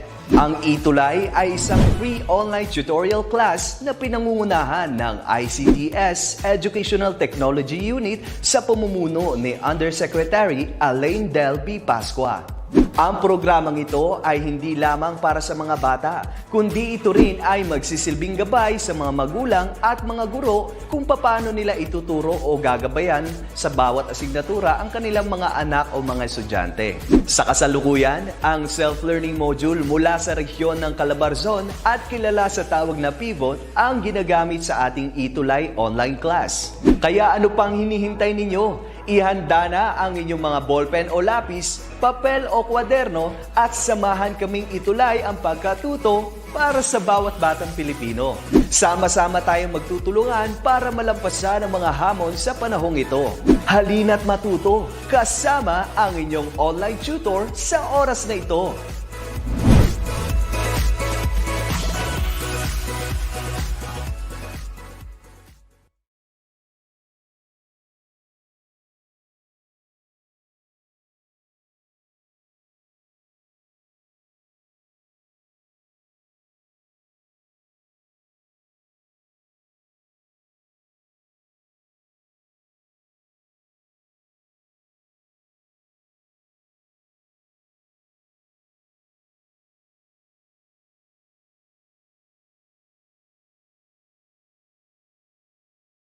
Wala.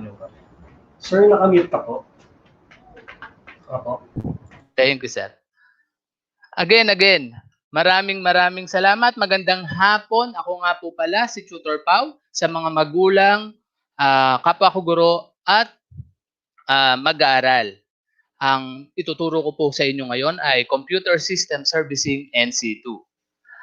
Under Computer System Servicing NC2, ang tatalakayin natin ngayong araw na to ay setting up computer networks, which is install network cables. But before we install, we need to know how to create a LAN cable or Ethernet cable.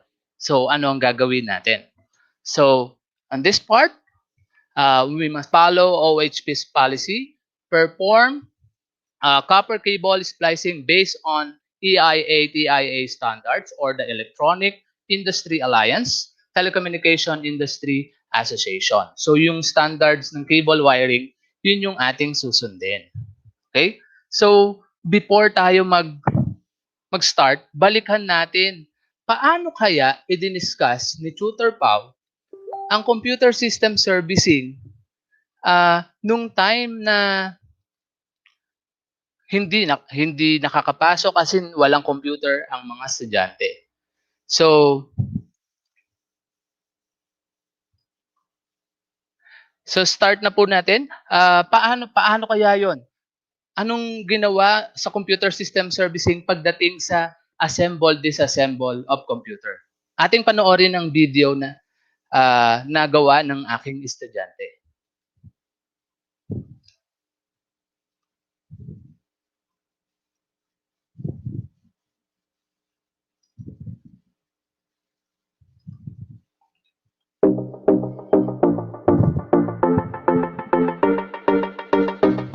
This is the disassemble and assemble of a desktop computer. We can attach now the audio port.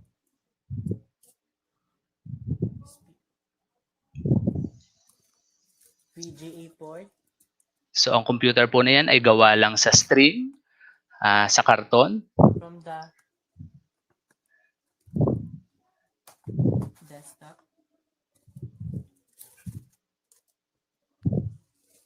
Keyboard port. Mouse port. And lastly, the power cord.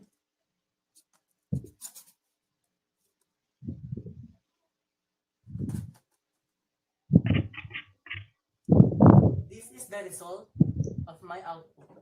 Ayan.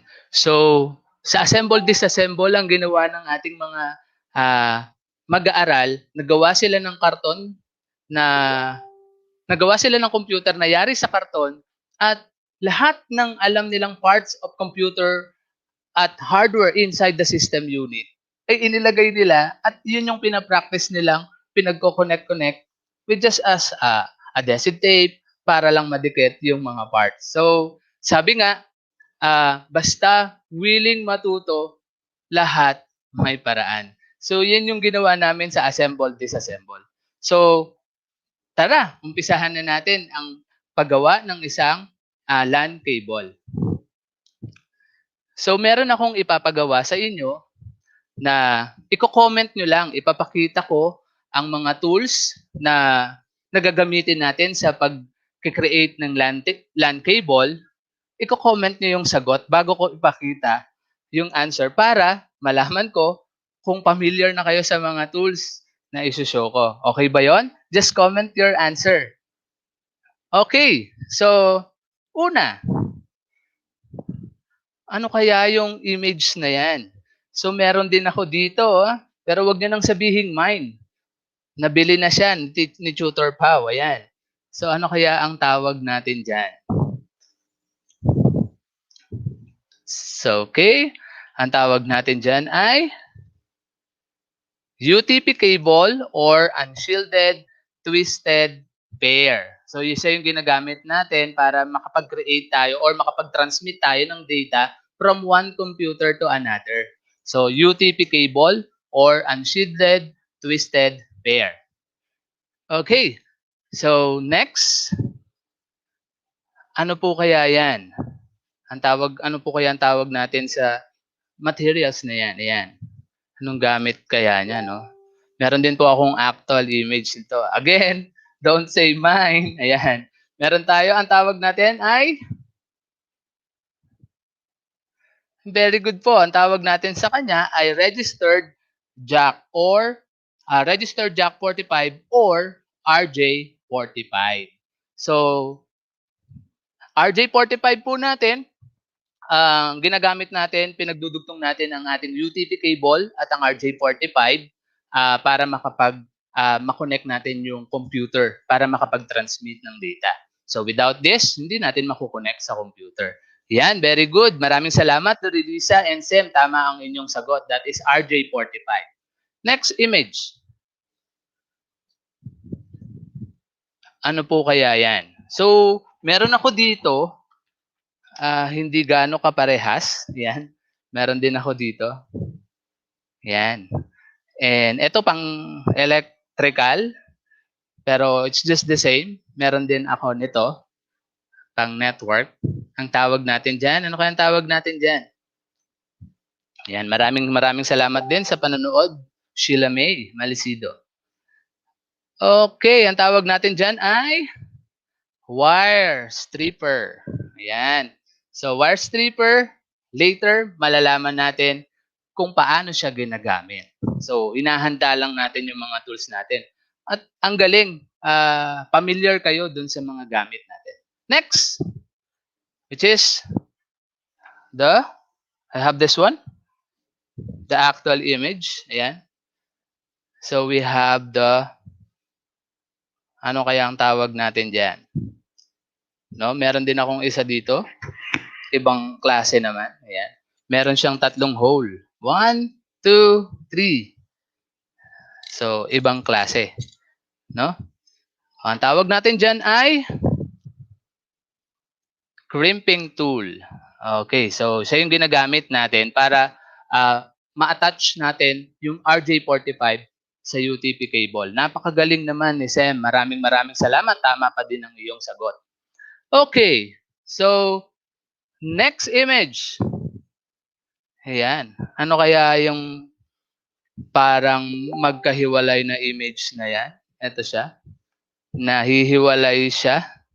Ayan. So, ginagamit natin yan sa networking. No? Ginagamit natin yan sa pag-create ng LAN cable. Ano kaya ang tawag natin dyan?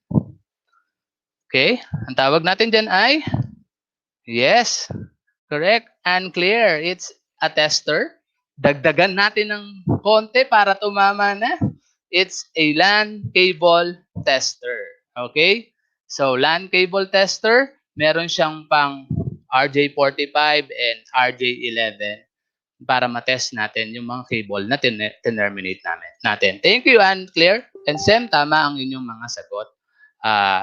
To be specific, a LAN cable tester. Okay. So, na-prepare na natin yung mga tools at nakakatuwa, alam ninyo yung mga gamit natin. So, this time, ano bang dapat nating gawin bago gumawa ng mga tasks? Siyempre, lalo na sa atin, sa computer system servicing, meron tayong mga tools na hindi basta-basta ginagamit. So, pag-aaralan natin, ano-ano ang dapat natin i-prepare or ano-ano ang dapat pagdating sa occupational health and safety So dapat susundin natin 'yan, no? Pinaka-importante yung safety ng mag-aaral, siyempre yung safety kung magtatrabaho ka man. So, ano ba ang dapat nating tandaan? Of course, be careful on using tools. 'Di ba? Safety first. Kasi yung mga cutter natin, yung mga crimping tool natin, may mga blade na pwede tayong masugat. So, careful tayo sa paggamit niyan. Okay? Next, kailangan do not use excessive force on things. Minsan kasi, nakita natin yung mga gamit natin, akala natin doon siya dapat ilagay tapos pakakapuwersa natin pero mali pala ang pagkaka-insert natin ng gamit.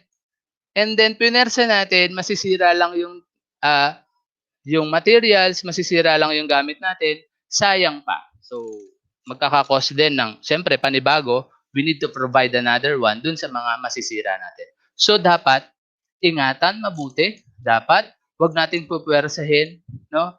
Wag nating pupwersahin yung mga bagay na talagang hindi naman pala dapat. Yan. Parang nalalapit na Valentine's lang. Ano? Okay, so next. Ano pa ba? Siyempre, kailangan malinis, no? Before and after, dapat na maintain natin yung sanitation and we need to clean to prevent accident. Sample, meron kasing mga nagtatrabaho, yung mga tools natin, nakaiwan lang sa floor or dun sa table na pinagtrabahuan natin. Minsan, meron tayong naiwan na wires na didiinan, maaari tayong masugat. So, kaya kailangan linisin natin before and after maglinis tayo.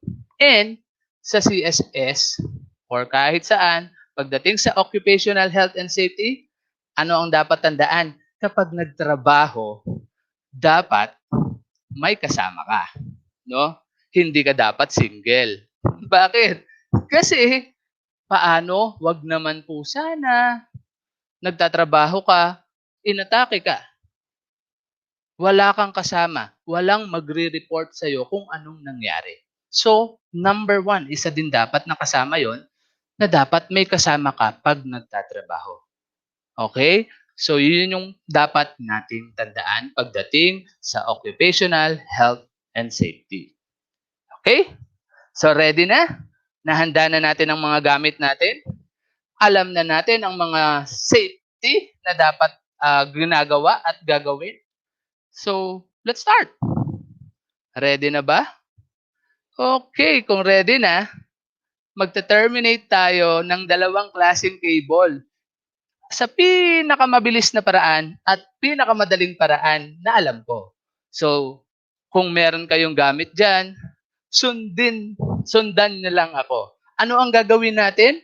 Meron tayong dalawang klase ng cable na ite-terminate.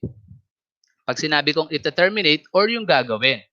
Number 1 is the straight-through cable, the Ethernet cable which is called straight-through. The second one is the crossover. So what's the difference? Saan ang galing yung straight-through at crossover na yon? So meron tayong tinatawag na standard code, sabi kanina, na dapat nating sundin. Ano yung dapat nating sundin na yon? CEI ETULay. May code siya. Pag sinabi natin ang color combination ay ano? Meron tayo ditong meron tayong white, green. Ayan, kung nakikita nyo dito sa presentation, sa straight through, white, green, white, orange. Nakita nyo? Kahit medyo maliit, may white, orange, blue, white, blue, orange, white, brown, brown. So, yung color combination na yan ang dapat nating tandaan na ang wiring code niya ay T568A. Ano ulit? T568A. Tawag natin doon sa standard wiring code na siyempre yun ang dapat nating sundin, yung standard. Straight through. Parehas sila. Kaya tinawag na straight through.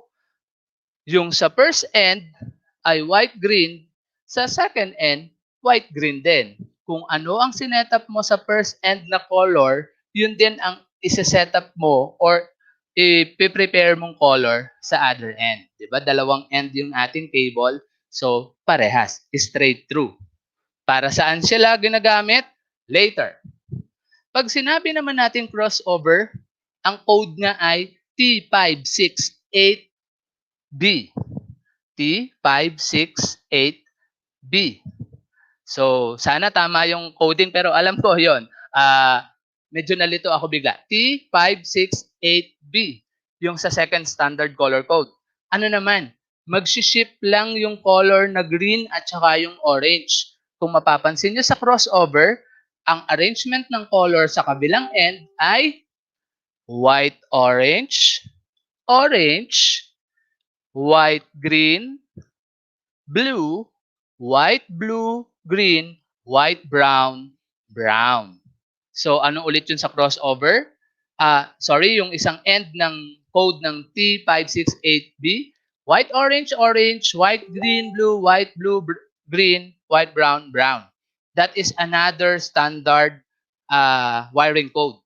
So, pag sinabi natin crossover, the other end, gagamit ka sa other end ng iyong cable, gagamit ka ng letter A sa T568A. Sa other end, gagamit ka ng another combination which is T568B. So, yun yung crossover. Ang tanong, saan natin gagamitin yung cable na yon? Or kailan natin sila gagamitin? Bakit ako kailangan mag-terminate ng straight through or ng crossover? So, later may activity tayo. Ito ang explanation. Bakit? Kapag straight through, gagawa tayo ng isang cable, Ethernet cable na straight through kapag magkaibang device. Ulit, pag magkaibang device. Let's say, for example, i-connect mo ang laptop. Ayan. I-connect mo ang laptop sa router. Ayan. So, pag kinonect mo yung laptop sa router, wag nyo nang i-mind again. So, pag kinonect mo yung laptop sa router using the LAN cable, gagamit tayo ng straight through kasi magkaiba sila ng device. Kapag crossover, kabaligtaran. Ang gagamitin natin ngayon ay pag crossover, parehas na device. Laptop, i-connect mo sa laptop. Meron na tayong peer-to-peer connection gamit ang crossover. Okay? So, laptop to laptop. Gamit ka ng cable na crossover para sa standard cable wiring. Clear? Straight through, magkaiba. Crossover, magkaparehas na device. Okay? Maraming salamat. So, maraming salamat sa mga estudyante ko at mukhang present sila sa aking online tutor. Okay. So, let's begin. Ano ba ang una nating dapat gawin kapag magkikabling na tayo? Okay. First, we need to prepare all the tools and materials. Hindi ba na-prepare na natin yung kaninang pinagpapakita ko sa inyo na i-prepare na natin? So, okay na tayo dito. Meron na tayong gamit. Next, determine the cable length needed. So, meron akong pinapakita dito.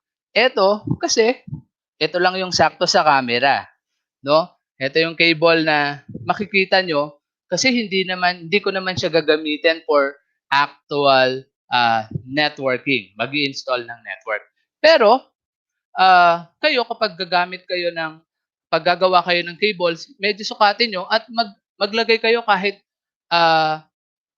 one ruler na palabes para in case magkaroon kayo ng problem na mali kayo ng posisyon ng mga color coding or na mali kayo ng posisyon ng mga color ng mga wires, pwede nyo putulin at sakto pa din yung sukat na gagawin ninyo. So, isang tip lang, if I'm not mistaken, ang isang wire na ginagamit na pinakamahaba na pwedeng makapag-transmit pa ng maayos na data is 100 meters, I think. Okay, so next. Okay, ang sabi dyan, carefully remove the rubber sheet or outer jacket using wire stripper. So, eto siya. So, wire stripper, ang jacket natin, ayan. Ayan, ito yung rubber sheet or outer jacket. Ito yung wire stripper natin. All you have to do is just to clip the wire stripper and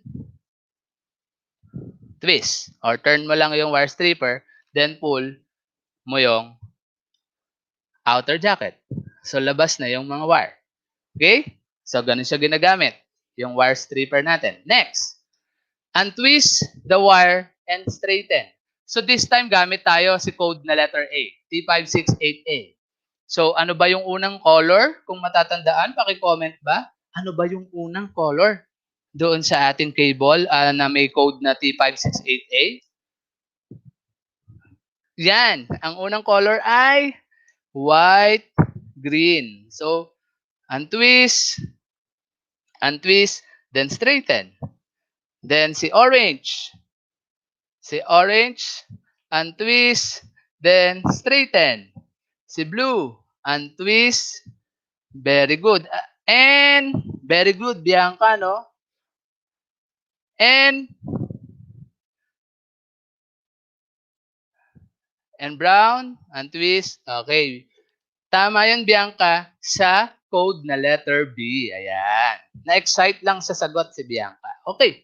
So, na-untwist na natin, na-straighten na natin. Itong parang string na to, we can cut this. I have scissor, I think, here. Wait, I'll just cut this one.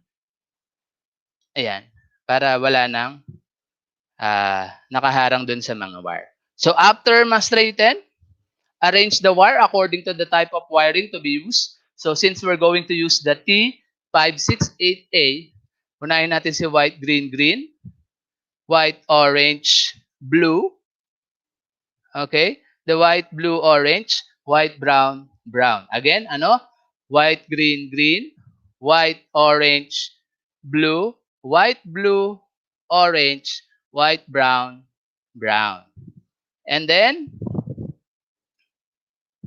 after na ma-arrange, anong susunod natin gagawin? Cut the wire evenly. So, magtira lang tayo ng ½ inch. Okay? So, make sure, kapag kinat natin siya, hindi mababago yung position ng cable. No? So, kaya ang gagawin natin, i-hold lang natin yung part na iiwan natin. Then, I have the cutter from crimping tool, pero since medyo matagal na yung crimping tool ko, hindi na siya yung pinangkakat ko. Mas prepared ko gumamit ng scissor. Again, mag-ingat sa paggamit ng gunting. So, kinakat ko lang siya, straighten. Pag nakat na natin, nagtira na tayo ng ½ inch. Yan, medyo wala na kayo nakikita. Para na ako nagmamagic dito, no? Okay, so, insert na natin yung wire dun sa RJ45 connector. Make sure that the tail, yung pinaka-lock nung ating RJ45 when we insert dun sa network port natin, ay nasa ilalim yung posisyon.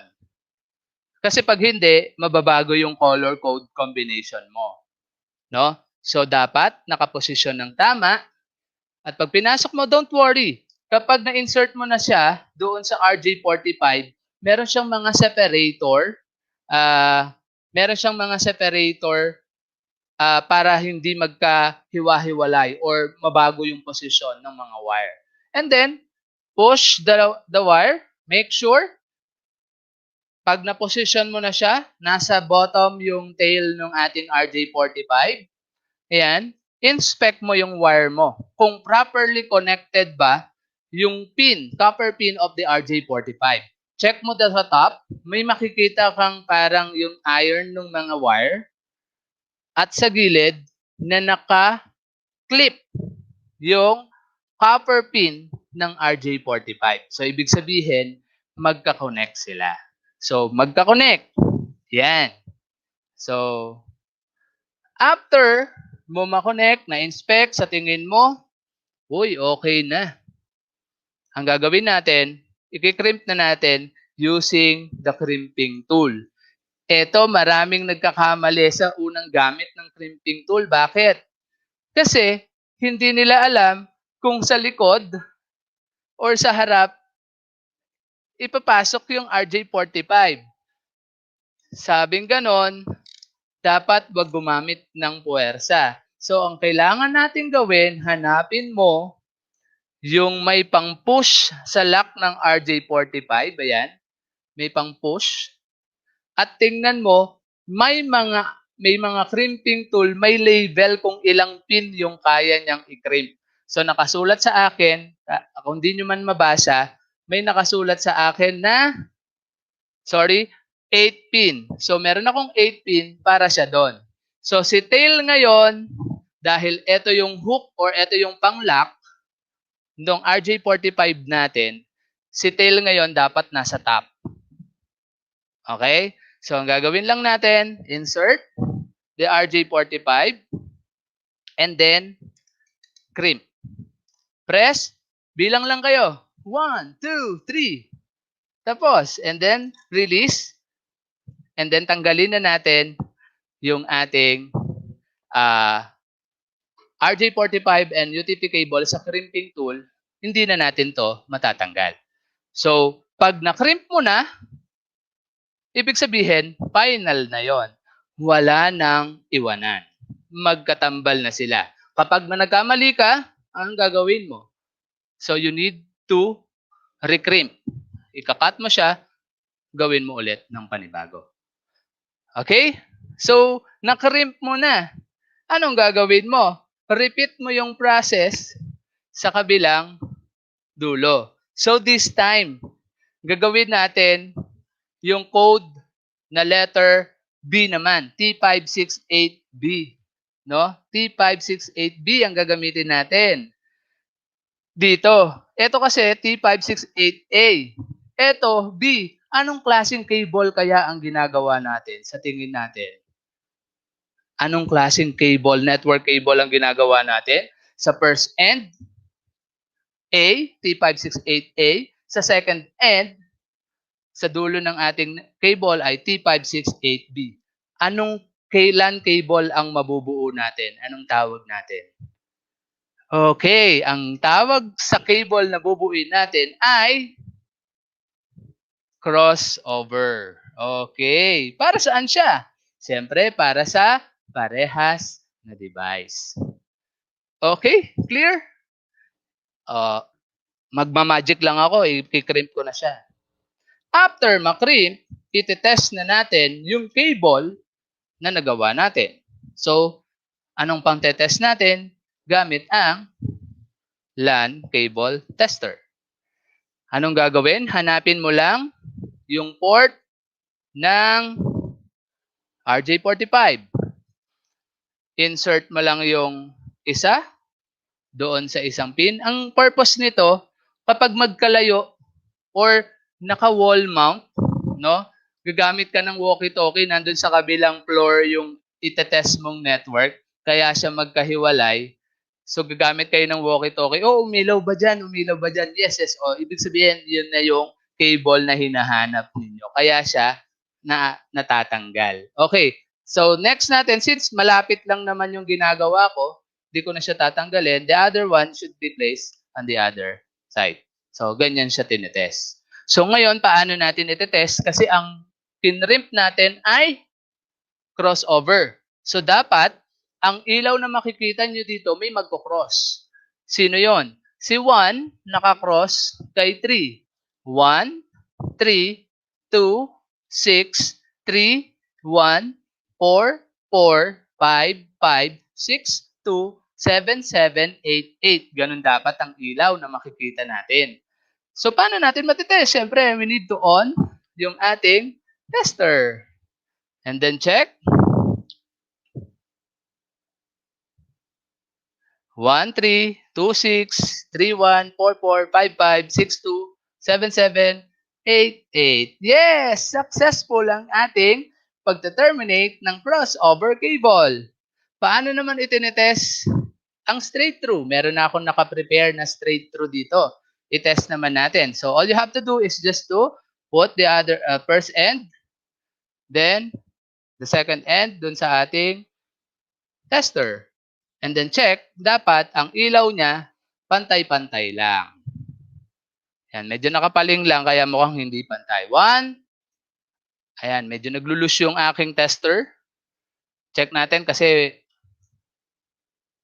yan, 2, 3, 4, 5, 6, 7, 8. Ayan. So, straight through kasi gumamit tayo ng parehas na wiring code. Clear ba yon? May question sa pag-determinate ng cable? Meron na tayong nagawang dalawang cable. Isang straight through at isang crossover. Hindi ba handa na tayo sa pag-i-install ng computer networks? Tama ba? Okay. So, may mga katanungan ba sa ngayon? Kung walang katanungan, let's have an activity. Okay, simple lang. Kagaya ng sinabi ko kanina, magkakaroon tayo ng activity dun sa ginawa nating cable. May papakita akong image, tapos i-comment nyo lang kung anong klaseng cable ang gagamitin natin sa ipapakita kong image. Okay ba yon? Okay, so let's start. The first image is laptop to laptop. Ayan, parang ito yung example ko kanina, di ba? Laptop to laptop. Ayan. Anong klaseng cable ang gagamitin natin dyan? Ang gagamitin natin ay crossover. Bakit? Parehas na device. Napakagaling naman ni Sam. Okay, thank you, Sam. Crossover. Next image.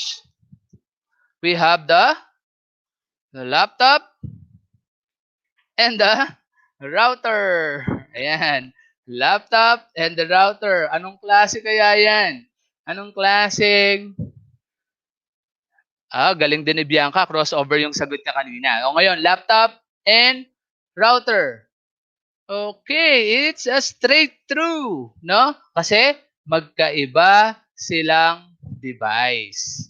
Okay, so next. How about desktop? May papakita kaya akong desktop? Sandali. Desktop. Oo, hindi ba? Meron akong desktop. Desktop to desktop. Anong klase yan? Parehas na device. Anong gamit natin? Okay, ang gamit natin ay crossover kasi parehas silang device. Very good, Chino. Thank you. And I think this will be the last image. We have the switch. Ayan. Connected to access point. And also, yung router natin. Ayan. Ayan, ang dami kong device, di ba? Kasi nasa school ako, kaya marami akong device kompleto. So, anong gagamitin natin sa kanya? Gagamitin natin sa kanya ay straight through. Very good. Ang gagaling naman ng mga estudyante. Maraming salamat. Arvin, Marian, tama ang inyong mga sagot. At si Sem ang ating first honor. Talagang very active siya sa pagko-comment. Maraming salamat, Sem. Okay. So, with that, sana may natutunan kayo. Meron ba kayong katanungan? Nais linawin sa aking discussion sa pag-create ng LAN cable or tinatawag nating Ethernet cable. Just an addition, no? Just an addition. Bakit ba siya tinawag na Ethernet cable, hindi internet cable? Pag sinabi kasi nating Ethernet cable, this is just a local area network, no? So ibig sabihin, yung network natin connected from one computer to another. Pag sinabi nating internet, wide area network na siya, no? So wide area network naman pag internet. Kaya tinatawag natin siyang Ethernet cable. Ayan. May LAN port laptop nyo po. Ay, tinatanong kung merong LAN port ang aking laptop. Wala. Kasi ginagamitan lang ito ng, wala akong LAN port Ginagamit to sa robotics, pero meron kaming USB tapos yung LAN port. Ayan. Siyempre, yung mga bagong laptop ngayon, no, kadalasan, wala na sila kasi ang laptop is mostly connected wirelessly. Okay. So, meron pong tanong? Kung wala na, maraming salamat po. Again, ako nga po pala ang inyong ETULay tutor. Wait, ayan. Wait lang po na. Ako nga po pala ulit ang inyong ETULay tutor sa Computer System Servicing, si Tutor Paulo. Kitang-kita po tayo ulit sa Friday, no? Pero ibang oras na. So, abangan po natin ang susunod kasi since meron na tayong cable, pwede na tayong mag-install ng networks. Pero, unti-unti natin na matutunan nating lahat iyan. So, with that, maraming salamat sa inyong mga manonood, nanood, sa mga magulang, estudyante, kapwa ko guro, maraming salamat. Shout out po sa Pablo Roman National High School kasi nasa school po ako ngayon at sa aking mga estudyante at sa aking asawa kasi Chinese New Year dapat masaya. Okay, bye!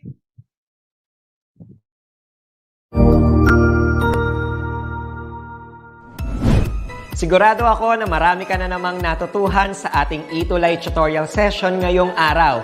Tandaan, ito ay hindi lamang para sa ating mga mag-aaral, kundi pati rin sa ating mga minamahal na guro at mga magulang na kaagapay natin para maituloy ang pagkatuto sa kabila ng nararanasang pandemya.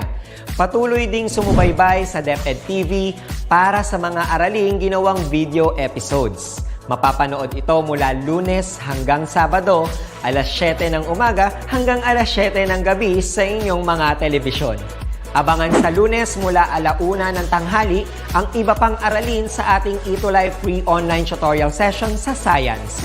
I-like and subscribe at manatiling nakasubaybay sa ating ETULay tutorial session sa DepEd Edtech Unit FB page at Educational Technology Unit channel sa YouTube at sa DepEd Tayo at DepEd Philippines social media accounts.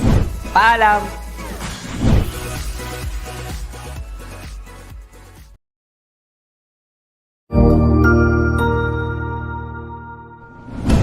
Good day, this is Teacher Rowan. I'll be your guide in exploring Google Apps for Education, for teaching and learning.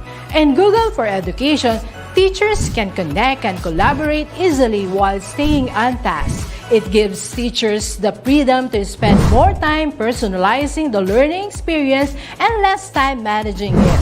Students can learn essential skills such as 21st century problem solving, which they can use it in their future careers. As such, the accessibility features will also help and assist every learner to do their best work. Google offers different useful applications that we can use to connect education to technology. This will help our teachers as a 21st century educators to innovate and find ways on how to make teaching and learning more exciting, engaging, effective, and flexible to the demands of the society. Let's re-explore the education experience by discovering new angles to create, collaborate, and communicate as one. Para sa bata, para sa bayan, at para sa guro. Ang pagkatuto, huwag gawing komplikado. Sulong edukalidad.